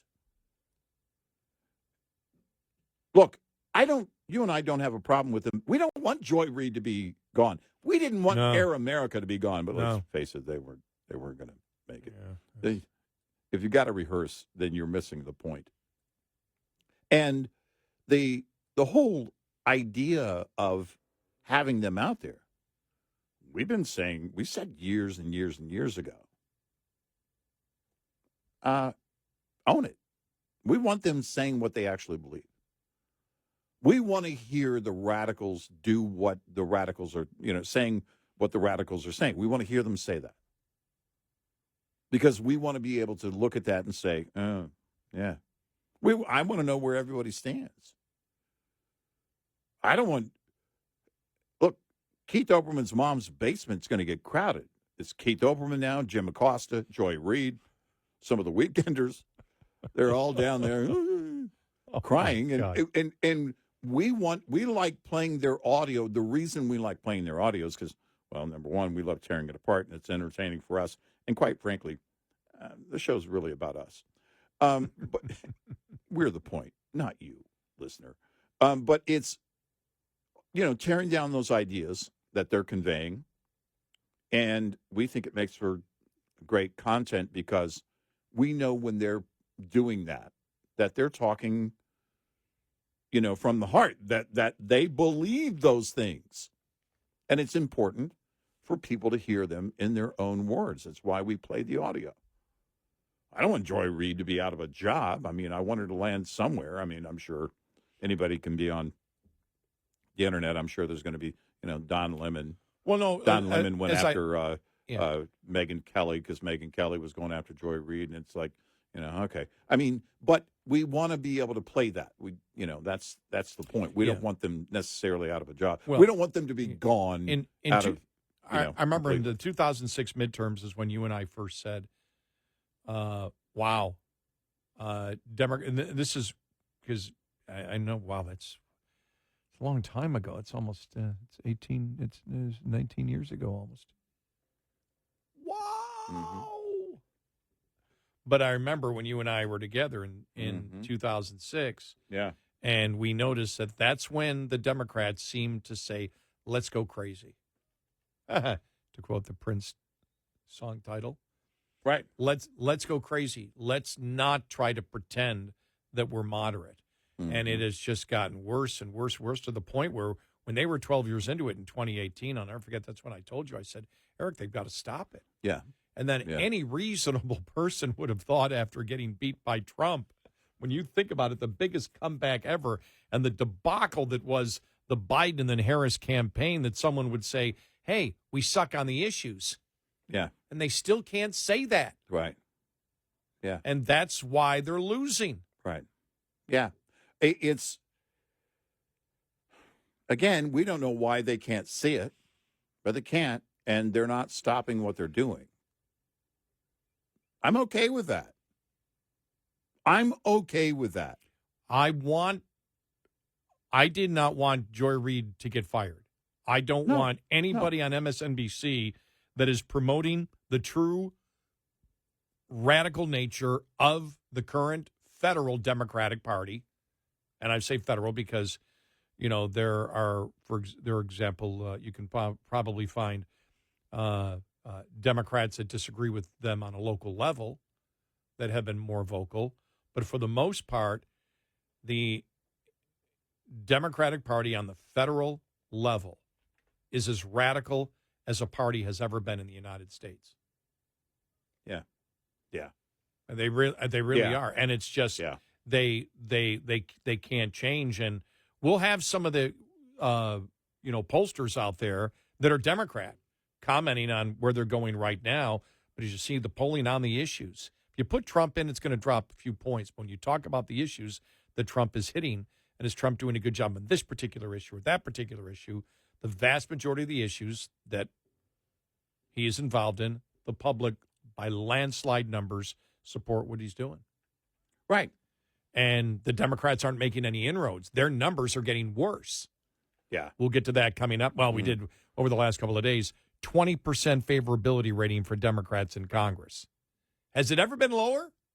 Yeah, I can't remember. Well, I mean, not lower for any Democrat, because you could look at Brandon Johnson and say the 6.6% favorability rating in Chicago is the worst ever. Yeah, he's really lowered the bar. But I mean, Congress in general. Right. Has it ever been lower? 866-98 Red Eye. Lines open for your calls. 866-90 Red Eye on Red Eye Radio.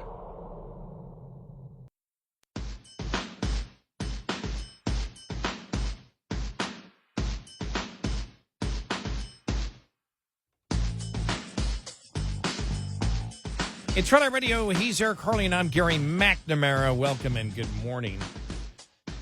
As we talk about, of course, the focus is going to be on Trump and the Republicans because they're in power.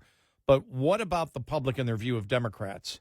This is a former Clinton pollster, Democratic pollster, Mark Penn, and in the latest Harvard-Harris poll that we did to start off the show with, which is like, whoa, wow. On the issues, Trump is killing it. And when you look at the popularity of the Democrats in Congress, 20% is like, well, it's really, really bad. That was the Quinnipiac poll for actual Democrats in Congress. But here's Mark Penn saying the Democrats are falling off a cliff, because it's interesting. What he's saying is here that when a new administration starts, you believe that all the focus will be on the new administration. Yeah. And he says it is, but the fact is people are now able to make the contrast and look back at the Biden administration. When they look at the Biden administration and the fact that Democrats are currently promoting the same things they did then, that's making the public turn against Democrats, which is really interesting. Here's Mark Penn. Well, I've got some new polling coming out Monday that I've just looked at, and frankly, the Democratic Party is falling off a cliff. The ratings, which were in the high 40s, are going to be like 35%. And I think the basic question, who's doing better job as president, Biden or Trump? Trump is winning that with 57%. I think you're seeing a retrospective assessment of Biden and the direction the Democratic Party was going. It really a lot more negative than it was on Election Day. And they're looking at the contrast on immigration, on economic policy, on some of the social policies. And boy, they're reevaluating. In the Democratic Party, I have never seen anything like this. This is a record low for the Democratic Party in terms of favorability. It has fallen really, really way down. And I don't think there's any leadership right now that's going to be able to bring that back. That's fascinating. Yeah. Because I think, that's one of the things that you and I have talked about. I said, I think the most interesting story, we know where Trump and the Republicans are going. It's basically where he said he was going to go. I mean, the things that he talked about in the election is what he's doing today. He's more aggressive on DOGE than I thought he was going to be, but it's basically what he said he was going to do. And so Right. people are like, okay, it's what he said he was going to do. Right. All right. We'll give him some time on the economy. Yeah. That's where they are right now. You can't change things day one. We like what he is. We like what he is saying. When I saw did you see that there was a new poll out on the Democrats for 2028? And here it is. Harris, 36%. She's up +3 since January. Democrats now view, and she is dominant. Kamala Harris, 36%. We'll give you the rest of the numbers coming up following the bottom of the hour. Wow. That's how bad it is for them.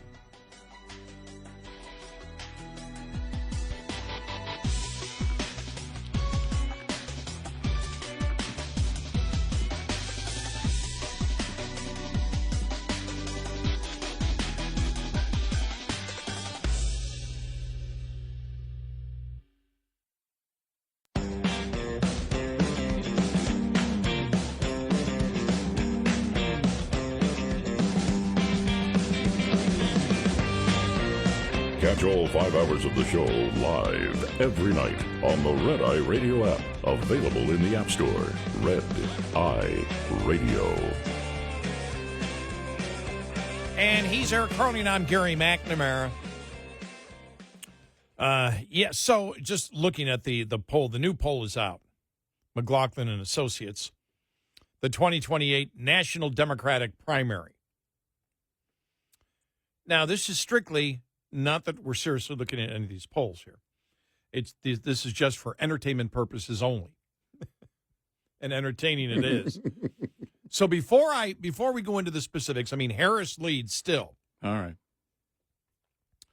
But I'm going down all the different people. There's 1, 2, 3, 4, 5, 6, 7, 8, 9, 10, 11, 12, 13, 14, 15, 16, 17, 18, 19 people listed here. And 20 if you count undecided. And undecided is in second place. But as I go down, it's like, okay, well, who's this? Who's O'Rourke? 2%. I don't know who O'Rourke. I don't know. Oh, Beto. Oh my God, forgot. What? Still hanging in there with 2%. But are you ready? Let's check out some of the top picks. Harris, 36%. She's up 3 since January. Isn't it interesting when Democrats disappear, they seem to become more popular with Democrats? Well, when they don't talk. Told you that would be my advice. Quit talking. But it's also that delusional thought, right? Like you have to completely erase in your mind how bad her campaign was. But you also have to remember she got tens of millions of votes. Yeah. So that has to be factored in. Look, we don't understand it. We don't know. I'm just a caveman conservative. I don't understand your crazy liberal ways. But it's but it's true. She did. And so my question, I guess, would be, because it's not waning. I mean, it went up 3 points, as you mentioned. It's not waning yet. Does it die down? Does it, kind of fall off at some point? Or is it the fact that she's all we got? She's the most recent to be, in terms of being the nominee on the ticket. She's the most recent. And we really don't have anybody else. Here's my comment, because the Democrats last couple of days talking about unqualified people, in the Republican administration. And then you see that Harris is up 3 points from January for president. The bumbling, stumbling fool who's has the mentality and intelligence of a elementary school student who can't even complete a sentence, knows nothing about how the world runs at all, and she's the dominant leader of the Democrats. So I guess you have to take it with a grain of salt when the liberal political activists of the mainstream media say, oh, these people are unqualified. Oh, by the way, we go back to the FBI and the unqualified Kash Patel or Dan Bongino. Remember, it was the expert law enforcement FBI heads that hid also the Biden laptop that they had for 10 months, knew it was bogus, and was okay. They were fine with Banana Republic behavior to protect the candidate they want. Mm-hmm. And you're saying somebody else is unqualified? Are you out of your frickin' minds? But Harris, number one with 36%. Buttigieg, number two, 8%, but he's down 1. Newsom, 4%. He's lost. He was at 7% a month ago. He's now down to 4%. Whitmer, 4%. Walz, 4%. Ocasio-Cortez, 3%. Shapiro, 3%. And that's the problem right there. Every Republican looks and says for 2028, who is the first name that probably comes up as who they would view as the most serious challenge? Shapiro. Yeah. From Pennsylvania. Yeah, no, I'd say that. That's the first name that comes to my mind. Yeah. And you say that because he can pretend that he's more moderate. Right. Effectively. Right. Yes. And yet he's not moving at all. He's at 3%. Democrats don't want Shapiro. No. Democrats don't moderate. It shows you that it's not only the members of Congress and the party that are extreme radicals, but a significant number of the voters of Democrats are incredibly left radical. Well, there's one name that's missing from this list, and I just don't know how it's not there, and that's Mayor Brandon of Chicago. Yeah. But you look at the viability, and I think a lot of it right now for Kamala Harris is that leftover, November wasn't that long ago, right? She's the latest that was on the ticket. So, okay, yeah, no, we'll go with that. It's just top of mind kind of thing. But if you look at actual viability of what it takes to run a full campaign, keep in mind the fact that her campaign was short and was only a few months actually helped her. It didn't hurt her. Democrats may try and tell you, oh, she didn't have enough time. Oh, no. She had more time than you want to give Kamala Harris. And so what does that mean? All right, let's take a look at 28. Let's just say she's interested and wants to do that. She's still at the top of the list on these polls. Well, she's going to have to start the primary thing early. And this time, like back in 2019, she'll have to primary against other people. let's remember how well that didn't go. She was the first one out. She was the first to drop out. She dropped out December 3rd of 2019. Didn't make it to 2020. She was chosen by Joe Biden and then anointed by the party when they shoved Joe Biden to the curb. That's how that all went down. So a long, drawn-out process of her not only having to debate a lot, because she's going to have to do that. She's going to have to be in the media. She's going to have to be, and you think all of a sudden something's just going to click on with her, and she's going to be all of a sudden good at doing those things? I don't know why anybody would. The biggest disappointment is Stephen A. Smith is down to 1%. He's lost half of his support in a month. Well, the fact that he's on the list also shows I know the fact that they're completely clueless. The only one new would be Cooper, the governor of North Carolina, 2%. He wasn't listed back then. But when you look at it overall, thehill.com had this: donors are rejecting the Democratic Party as they see nothing worth supporting in the weeks since Trump's triumphant return to the White House.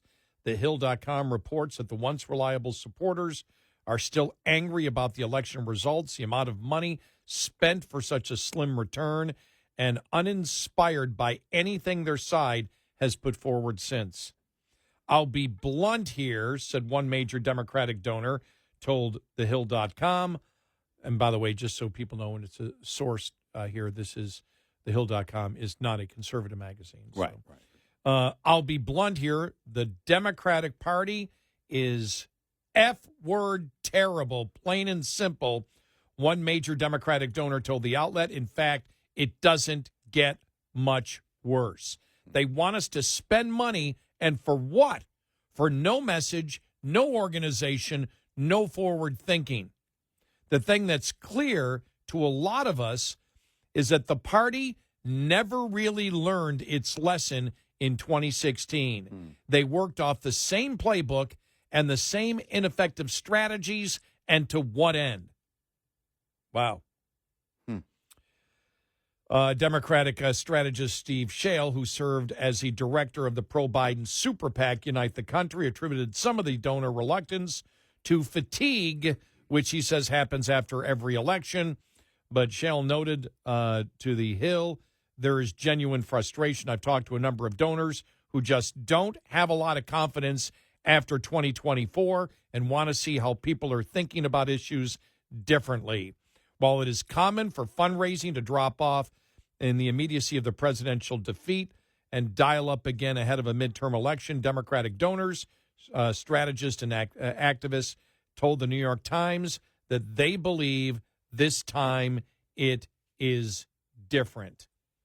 No one is giving until they see a plan on how we're going to better navigate this unprecedented situation and stop acting like this is a normal administration, said a political consultant close to Silicon Valley donors told the Times.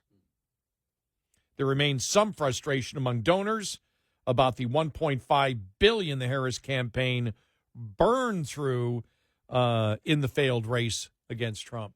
They had a lot more money, but they didn't have the message. Right. Again, they don't get to the blunt, precise point. You suck on the issues. Where are you going to change? Well, that's another thing, too, that I didn't touch on with Kamala Harris because, focusing on the primaries. But the problem is that for them, the issues aren't resonating with all of their base. The radical base, is still doing what they're doing. But Kamala Harris is going to have to, during the primaries even, if she's to run again, connect with the base in a way that she really didn't do in 2019, clearly. And I don't know what changes to make her do that. What, because she's the one? Because it's her time? Because, again, all these things that they've thrown at the wall that don't work anymore, the strategies aren't working anymore, but on the issues, they suck. Scott Rasmussen was one of the first responders to this poll, or to the poll. Polls like this are name recognition only, which is true. Most voters don't know any of the names but the top two or three. Oh, they know Stephen A. Smith. Yeah. Not worthy paying attention until mid-2027. Despite this poll, Harris will not be the nominee. No. Let me say this.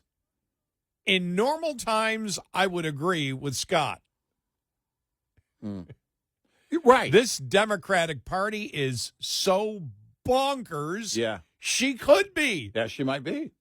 No, I don't discount it at all. I don't discount it at all. You know, I mean, there's some time between now and then. But right now, as of right now, yeah, I can see that. Please make it happen. Please make it happen. Scott's probably right, but I'm telling you, I just cannot. They are so. And understand that in 2018, you remember when I just said, they got to change, Eric. They can't. 2018. Yeah. My God. Yeah. Wow. That's 7 years ago. I know. 7 years ago, I was like, they can't continue with this, and they have doubled and tripled and quadrupled down on everything. And do you sense any that Democrats, you know, you have the consultants talking about it, but do you actually sense that the Democratic voter wants a major change in the party? I don't, because they don't tell you. If they say they do, they don't tell you what that change is. They just say, we need to present ourselves differently. How? Well, that's the question. We need to have new ideas. By the way, that's the dumbest political thing ever. There are no new ideas. No. They've all been tried. Right. There's only the ideas that work and the ideas that don't work. Right. And the Democrats got by with failed ideas. For the longest time, it was still working for them and getting reelected. It's not working that way right now. I just love to go, well, I've had new ideas. Yeah, tell me one. Yeah, right. 866-90-RED-EYE. Get in touch with Red Eye Radio, toll free at 866-90-RED-EYE.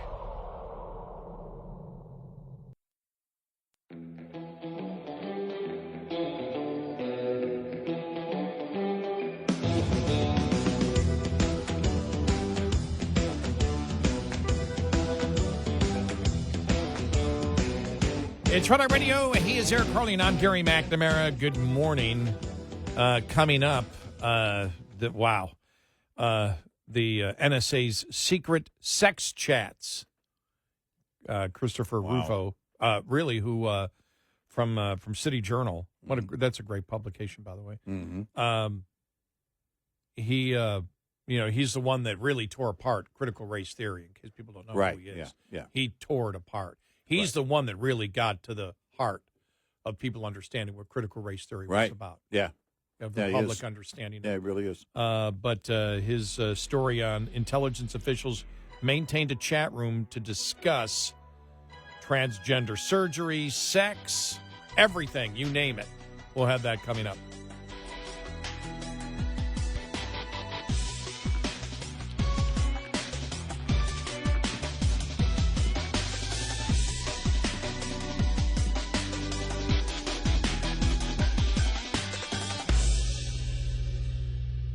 This is Red Eye Radio on Westwood One.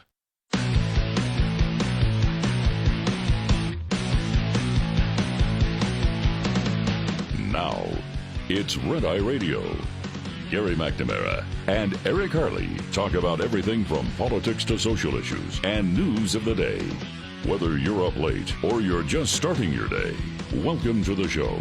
From the Uniden America Studios, this is Red Eye Radio.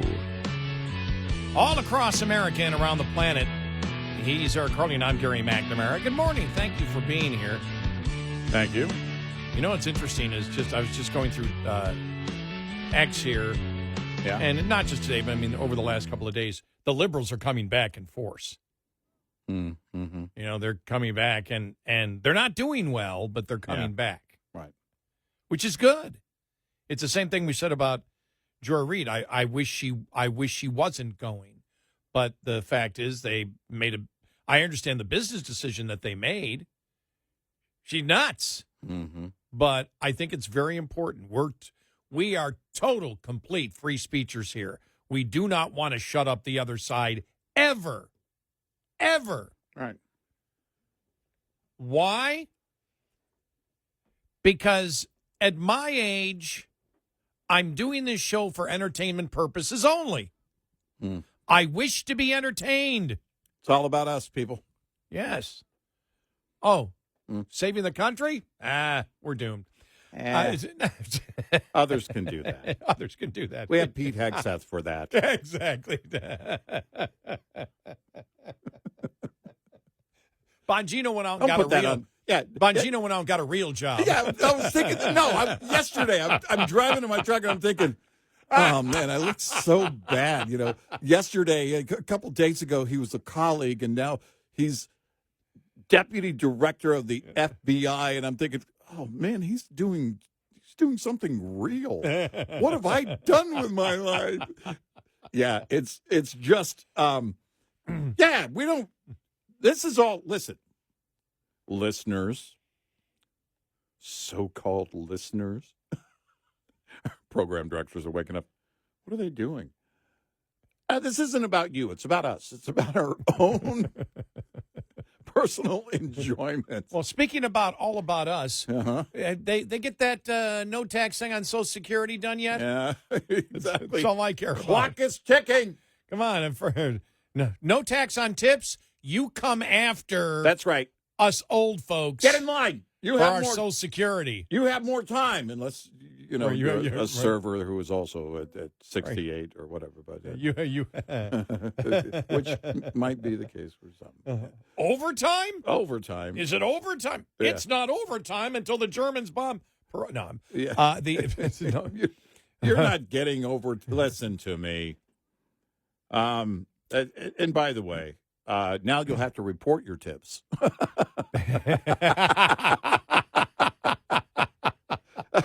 That'll change drastically, won't it? But the reason that Trump was elected is because there was such a strong liberal, wacko political activist media. Oh, yeah.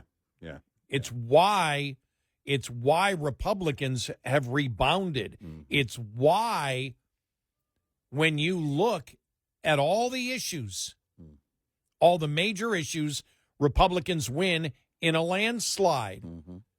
Because you have that, and that's why freedom of speech and promotion of all views is something that we here at Red Eye Radio have always promoted, all the way back to when Air America. Remember how we used to play when Air America was there? We were just loaded with audio constantly. It was like, man, this is beautiful. Man, this is great. Man, this is wonderful. Oh, this is just incredible. Look at this. I want to. What we do on the show is we talk about conservative libertarian principles and why it's the best way to run a country. Mm-hmm. They view what we have seen over the last couple of years, a much more socialist economy, a much more authoritarian government, and a government that can weaponize against their political enemies. I don't want that.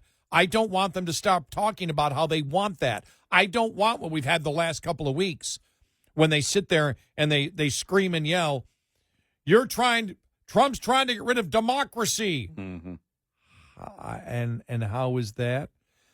Because Elon Musk is an unelected bureaucrat. Mm-hmm. What are you talking about? And that's not democracy. What do you mean? Yeah, it's democracy because you voted for Trump. Yeah. Or not, maybe you didn't vote for Trump, but Trump won the election, right? And therefore he can appoint people. We could break down how stupid it was. We could break down as we did. We had an opportunity to tell people. I got an email saying I had a couple of emails saying I had no idea that Jeff Skunk Baxter, who, the guitarist from the Doobie Brothers and one of the founding members of Steely Dan, was one of the world's most premier experts on weapon systems in the world and works for the United States government as a paid consultant. Think about this. One of the Doobie Brothers can spy on you from space. Yes. when I saw him interviewed a couple of weeks ago, and he was being interviewed, and he talked about, so when I went to work with Ringo Starr, and he goes, and Ringo's just a great guy. He goes, he's all about the process. Mm-hmm. If you know anything about Jeff Skunk Baxter, he's somebody that talks about putting the work in. He reminds me a lot of what Kenny Aronoff. Is it Kenny Aronoff? Aronoff. Mm-hmm. Aronoff. Mm-hmm. Yeah. Mm-hmm. When I saw him interviewed the same thing, he goes, "Look, we're session musicians. We got to perform. Right. We're not the ones on the drugs. We're the ones that actually have to make the whole damn thing work. You got to do the work. Yeah. Something it's something that you and I have talked about all the time. That in the real world, every time you see an airplane flying, you can't make a mistake. Yeah. I'm not just talking about the pilots. I'm talking about the people that build it. There's a whole ton of things in the private sector where you can't make a mistake. Right. You can't lie. You can't cheat. Science won't allow you to do it. Right. You got to build a quality product. Yep. And when you think about capitalism that has provided you with everything that you see around you. And when we went after Obama, when Obama said you didn't build that because the government did, government didn't build a damn thing. They moved the money around. Right. All that money came from private sector profits. There's nothing else that gives money worth except the success of an economy. And so, he was completely and totally clueless there. But capitalism has given us all these things that, for the most part, we're satisfied. Government that takes more of your money than really, when you think about your entire life, maybe except your house, anything else that you buy. There seem to have been no standards at all about what you got from government. That they could be pathological liars, you didn't care. No. And so we just always found it amazing that capitalism is what provides it. And so when we talk about economics, when we talk about where we should go in the country, when we talk about illegal immigration, when we talk about inflation, how government is the cause of major inflation. They're always the cause of major inflation. There is nothing else that does that. Right. And to be able to have the left throw out their insanity, well, that's the other side. Yep. That's the other side that gets 47% of the people to vote for them. So the whole goal that we want to do is argue the fact and debate the fact that they're completely and totally wrong. Yeah. And so that's you can do it. It's much easier when you have a viable left. Now, the problem is the business portion of it is crumbling.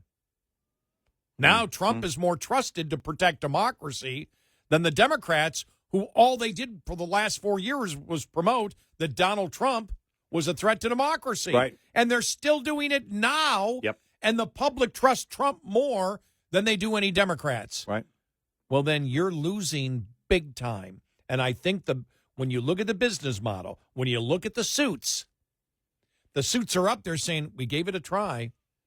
And you know something? You can't make us a profit long term. You've alienated your own audience. And one of the things that you and I talked about that they did, we never tell you that anything's going to be an absolute in the future because we don't know. Yeah, right, exactly. They did. Yeah. They That's did a good point. Constantly. Yep. Trump's going to be in jail. Trump's going to be in jail. Trump's going to be in jail. Trump's going to be in jail. Peter Avenatti, he's going to run for president and be a great president. Remember that one? Yeah, right. Oh, these are guys, everything that they sold you didn't come true. Yeah. And there's eventually a price to be paid for that, because if you're, I disagree with the Obama judge that said, there is an expectation that Rachel Maddow will lie. Nope. There are many liberals that say, no, she's telling the truth. Yeah. She's telling me the truth. Right. How do I know this? Because I know people. An old acquaintance of mine told me one time, all I do is I work all day, then I go home, I watch Rachel Maddow, then I go to bed. But it's great that she's there because she gives me hope because she tells the truth. Yeah. So people believed her. They believed Joy Reid. They believe this insanity. And then none of it comes true. And so they're rejecting it. And they're finally saying, okay, think about this. If it's 80-20 on the radical transgender movement, then that means a majority of Democrats disagree with what they've been told, and still what the Democrats are trying to sell them. They disagree with it. And we always stated that the danger for Democrats on that one, they try to say, like James Carville, think there's more important issues out there. And who really cares if a man goes in a girl's bathroom? Well, you may think you can say that, but even the majority of Democrats now disagree with you. And when you hold such a radical position on that, and you claim that the science backs you when everybody knows it doesn't, that's going to hurt you on every other issue down the road. Yep. And it has. Yep. It absolutely has. It's, look, I don't know who it's going to be in 28, but it all comes down really to the issues. You mentioned Shapiro. If Shapiro were to run and he could seem more moderate, the problem is he's got to get through the primary. You got to be radical. You got to get the radicals on board. Like you said, the people watching Rachel Maddow, they take that, many of them, as the gospel. Yeah. It's what they believe. Yeah. It's how they think. And look, it's funny, the whole judge thing. But this is who they are. This is actually how they think. And I don't know that a Shapiro could make it through the primary season. I really don't know. And that's what makes it so interesting when you look at 2026 and 2028, that the Republicans are going to have their challenges. I mean, getting a budget bill in the next 30 days could happen. Can't happen right now. Just reading yesterday what the House has, and conservatives are up in arms. And then other moderate Republicans are saying, well, you can't cut that much. And then conservatives are saying, you're not cutting enough. Well, that's what happens when you have an administration that's promoting the fact that we're going to cut $2 trillion a year. You've set an expectation in the public's mind that you can cut $1 trillion, $2 trillion a year, and it will all be from waste and fraud, and therefore it'll be easy and nobody will suffer. Not everybody believes that. I don't believe it. You don't believe it. No. I know a significant number of people in our audience understands you've got to cut across the board in order to get to where we need to cut. Right. And you need to reform Social Security and Medicare down the road. You have to. Why? It's not because I don't want old people to get as much Social Security as they possibly can. Why? Because I'm an old person. Right. Getting older by the minute, apparently. Right. And I'll be collecting, but I understand soon. But I understand the math. And when you understand the math, which is how many people are collecting versus how many people are putting in, and, okay, what investments are Social Security in so it will grow and last? Oh, nothing really. Yeah. That's going to save it. Well, then you know at that point you've got to do something about it. So, but still, with the challenges that face Republicans, Democrats' response have been, we're still going to be bat soup crazy. Yep. That's going to be our answer. Yep. Trump's going to be a little bit weak. He may hurt. It may take a little bit of while for the economy to come back. And so, therefore, we're going to take advantage of it. What did I read yesterday? There's a group of Democrats talking and trying to tell Ukraine, for example, look, if Trump goes under 45%, then everything's going to collapse and nobody's going to believe anything that he wants to do anymore. And I'm like, okay, if you say so. I don't know necessarily where that's coming from, because what is going to crash completely? Right. Is the border not going to go in Trump's way? If he gets a deal with Ukraine, just reading right here, there it is. Government of Ukraine confirmed on Monday that it is in the final stages of an agreement on selling rare earth minerals to America. Well, the whole thing of us taking it looks like it's not going to be that. There's going to be a cooperative partnership where we buy it. Well, that just implies implicit security for Ukraine. The United States wants to protect the assets and have that market for those rare minerals so we don't have to buy them from an adversary, and therefore you help build an ally through trade with that, with Ukraine. Right. Yep. And so that could work out. We don't know. Who knows what the future is going to bring? Right. But to say that the majority of what Trump believes is going to crumble and Democrats have somehow will be refreshed in the American public's mind, I don't see that. No. I'm not saying they can't win an election, but the fact is on the issues, America thinks they stink. Yep. 866-90 Red Eye. Brought to you by Hot Shot Secret. Hi, I'm Jen Loomis, a transport safety expert at J.J. Keller, and I'm here to share a tip on roadside inspections. Once a roadside inspection is completed, the officer will close it out, which involves the officer writing or typing up the report. The more the officer found during the inspection, the longer this will take. If violations were discovered, most officers, as a courtesy, will explain the violations to the driver. If there were any out-of-service violations, the officer will normally explain what must be done to get the out-of-service order lifted. Drivers need to be very attentive during this part of the inspection. The driver also needs to read and understand the complete inspection report. After receiving the inspection report, the driver has 24 hours to get the roadside inspection report to the motor carrier.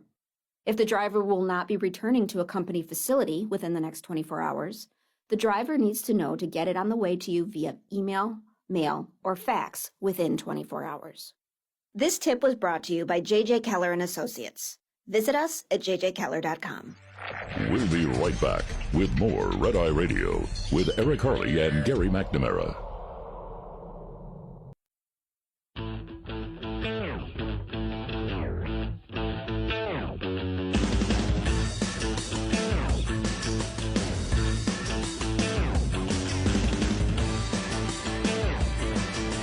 It's Red Eye Radio. He's Eric Harley, and I'm Gary McNamara.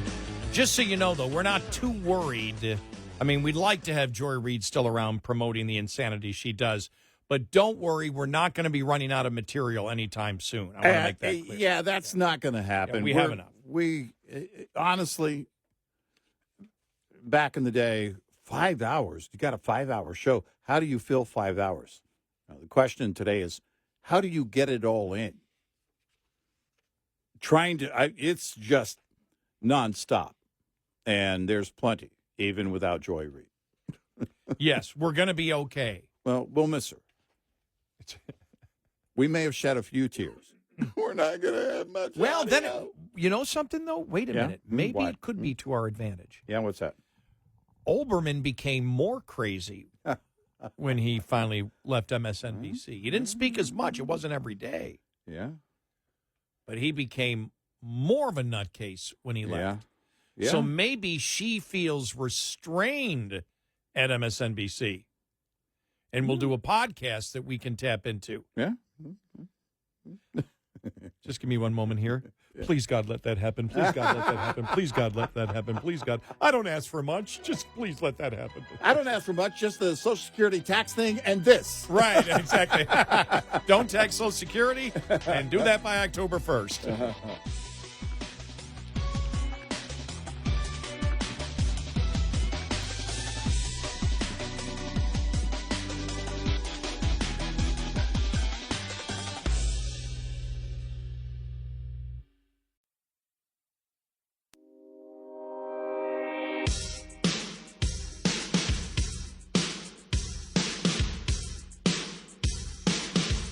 Catch all 5 hours of the show live every night on the Red Eye Radio app. Available in the App Store. Red Eye Radio. And he's Eric Harley, and I'm Gary McNamara. Welcome and good morning. Thanks so much for being here. The NSA's secret sex chats. Intelligence officials maintained a chat room. The intelligence community is one of the most powerful parts of the American national security apparatus. In theory, it works. In theory, it works tirelessly to keep the nation safe. But according to internal documents that we obtained, some intelligence agency employees have another on-the-job priority: sex chats. All right. We have cultivated sources within the NSA, one current employee and one former employee, who provided chat logs from the NSA's Interlink messaging program. According to an NSA press official, all NSA employees sign agreements stating that publishing non-mission related material on Interlink is a usage violation and will result in disciplinary action. Nonetheless, these logs, dating back 2 years, are lurid, featuring wide-ranging discussions of sex, kink, polygamy, and castration. Okay. I don't even know how to respond to it. I don't even know how that's a thing. One popular chat topic inside the intelligence agencies was male to female transgender surgery, which involves surgically removing the penis and turning it into an artificial vagina.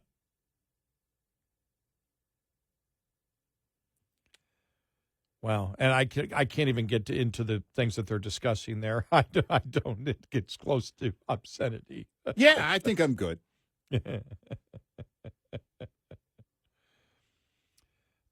These employees discuss removal of sex organs, estrogen injections, and experience of sexual pleasure post-castration. And I'm not going to get into the next sentence. I'm not sure I fully understand some of the specific details of their sexual exploits.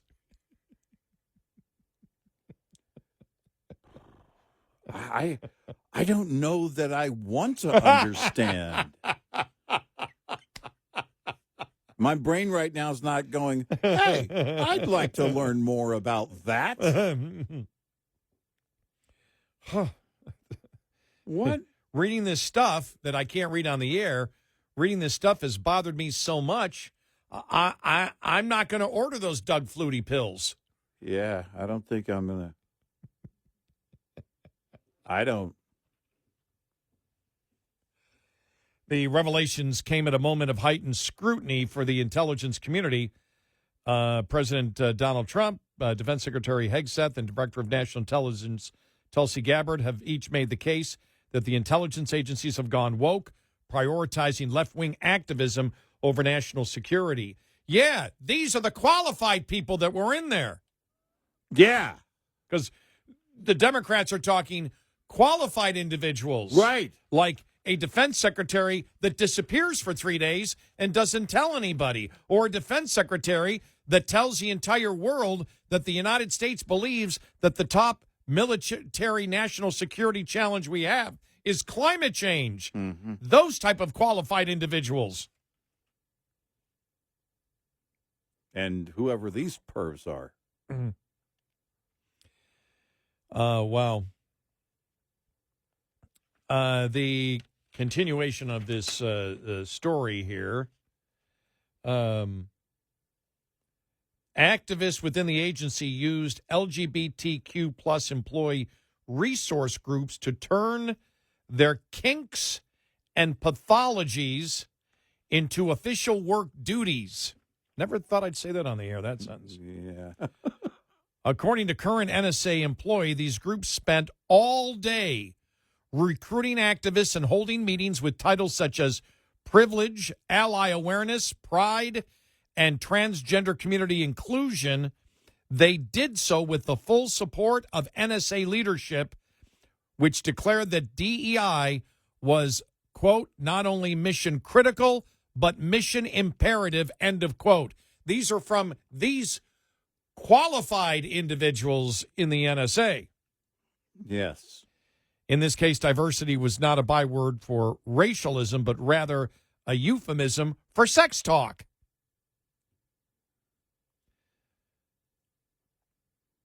Yeah.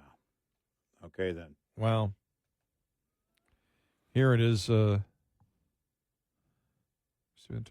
they talk about ethical non-monogamy. Mm-hmm. And they talked about, here's one. You ready for this? All right. Okay, here we go. A is my girlfriend, and B through G are her partners. Then B and C are dating, but not C and D, nor E, F, and G with any of the others, though there are several MWB connections. Another employee claimed to be a part of the 9-member polycule, adding that some of our friends are practically polymers with all the connected compounds. What? Whatever this group sex thing is they're talking about, they've made boring to me. Yeah. What? At other times, the conversations became explicit. Boringly explicit? The active source of the NSA claimed to have witnessed hundreds of sexually provocative discussions, which, he added, occurred mostly on taxpayer time and on a taxpayer portal. Yeah. The former NSA source, who was familiar with the chats, recalled being disgusted by particularly shocking thread discussing weekend, I'm going to use it here, weekend, quote, gangbangs. The NSA sources also raised the question of some of the staffers' mental fitness for the job. In one chat, an NSA employee insists on using it pronouns in lieu of the human he or she pronouns. Its user here.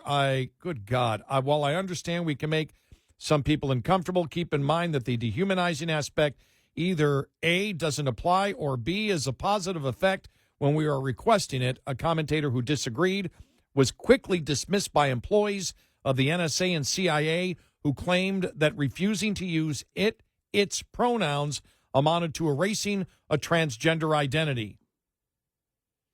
These are the folks with top secret clearances believing they are an it, said the NSA source. With the Trump administration taking over, we may see changes. The NSA source said the staffers involved in the employee resource groups fear the end of DEI. Of course they do. This is why when people, Trump's blowing up everything, that's why you got to do it. Yeah. Absolutely. That's why you got to do it. Yep. Yeah. I honestly, with this kind of stuff, it makes you wonder what's going to be left. What are you going to be left with? We may have to start a new government and a new country. Because, I was thinking with the DOGE thing, it's like, how bad is it, right? And we're just a few weeks in now. And how much we've all known, any of us who have been around for a while, we know there's enormously wasteful government spending. But we've kind of cliched it into the corner. Wasteful spending. Wasteful spending. Wasteful. We don't like messing. John Boehner approach. You just put it over there and hope nobody really wakes it up. Because purging it means you're going to have a mess. Yeah. It means when you purge things, you have to throw them out into the street, and then you got to go out there and clean them up. Well, nobody likes messy, remember John Boehner. And those things need to be over. This should have been the way it went from the beginning, but of course, we just got into this big bloated. Well, now we need to start the diet. And now we need to start at every level, by the way. It's not just that we're paying for people's salaries, as you mentioned. This is the NSA portal. We're also paying to maintain things, and there could be exposure, not the kind of exposure they're into, apparently, to the enemies. The only thing, because you think about it, if you or I, or any of our listeners, think about it. You're in the CIA, you're in the NSA. You've got top secret clearance. Mm-hmm. The sense of responsibility and obligation I would have to ensure that the information that we got was disseminated properly and honestly in its raw form and given to the people in charge, which would be ensuring it gets to the president. You and I went back, remember when Obama was president and they said inside the CIA they weren't telling Obama the truth? Right. That they were afraid, that they wanted to soft sell what was going. It's not their job to do it. Nope. Your job is, you have to understand when you go in what your job is. It's to gather that information, the vast majority of it top secret, because it's coming from foreign governments, keeping it secret and make sure that it's accurate and you get it to the people in authority in order to protect the United States of America. Yeah. Sorry, zero sex talk. Zero. Yeah. At all. Right. At work. Right. It's all work. Your goal is only one thing, not to discuss gangbangs. It's to discuss whether you are disseminating the intelligence you are getting from foreign governments and ensuring that that information is accurate and it gets to the people in charge. There's no sex talk ever. Imagine the first meeting. Listen, we need to have a discussion about some things we believe will boost morale. Anybody got any ideas? Group sex. Yeah. Hey, I got something. That happened. I know it happened. Exactly. That's how all this happens, yeah. Is people sit around with these ideas and then eventually implement them. This didn't just appear. It's not a movie where, you just turn on the TV and it's there. There were meetings about this, and not one person, but multiple people said, this is a good idea. Not one person in charge said, you perverts are all fired. Not one, because I would have. You're gone. Security clearance gone. Gone. Over. So I don't want you in charge of any intel ever. Don't ever, if you're a Democrat, bring up, after the Biden and Obama administrations ever bring up unqualified candidates or unqualified people or unqualified narratives or unqualified management infrastructure, because this is what they were doing. Disseminate the top secret information and then go talk about having group sex with other people that you work with. Yeah. Because that's how we build diversity. I don't give a damn about diversity in the CIA. I only care about one thing: getting the information, the raw information, finding out whether it's accurate, proving it's accurate, and giving it to the authorities in charge. That's it. Nothing else matters. I don't want you talking damn sports. Just weird.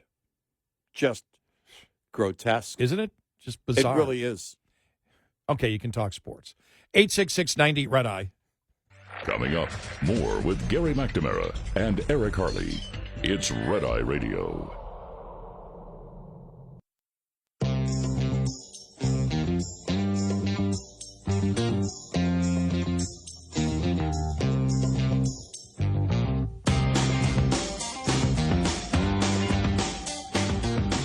It's Red Eye Radio. He's Eric Harley, and I'm Gary McNamara. Download our Red Eye Radio app today, and you can listen when and where you choose. Our show ends in an hour at 5 a.m. Central Time, 6 a.m. Eastern Time. You can figure out the rest for the other time zones out there. And at that point, we've recorded our entire show, and it becomes our podcast, so you can listen to all day on our Red Eye Radio app. If for some reason you listen overnight and can't get us on one of our great radio station affiliates, our app streams all 5 hours live. And thank you for all of the countless people that have downloaded the app and listen every day. Thank you.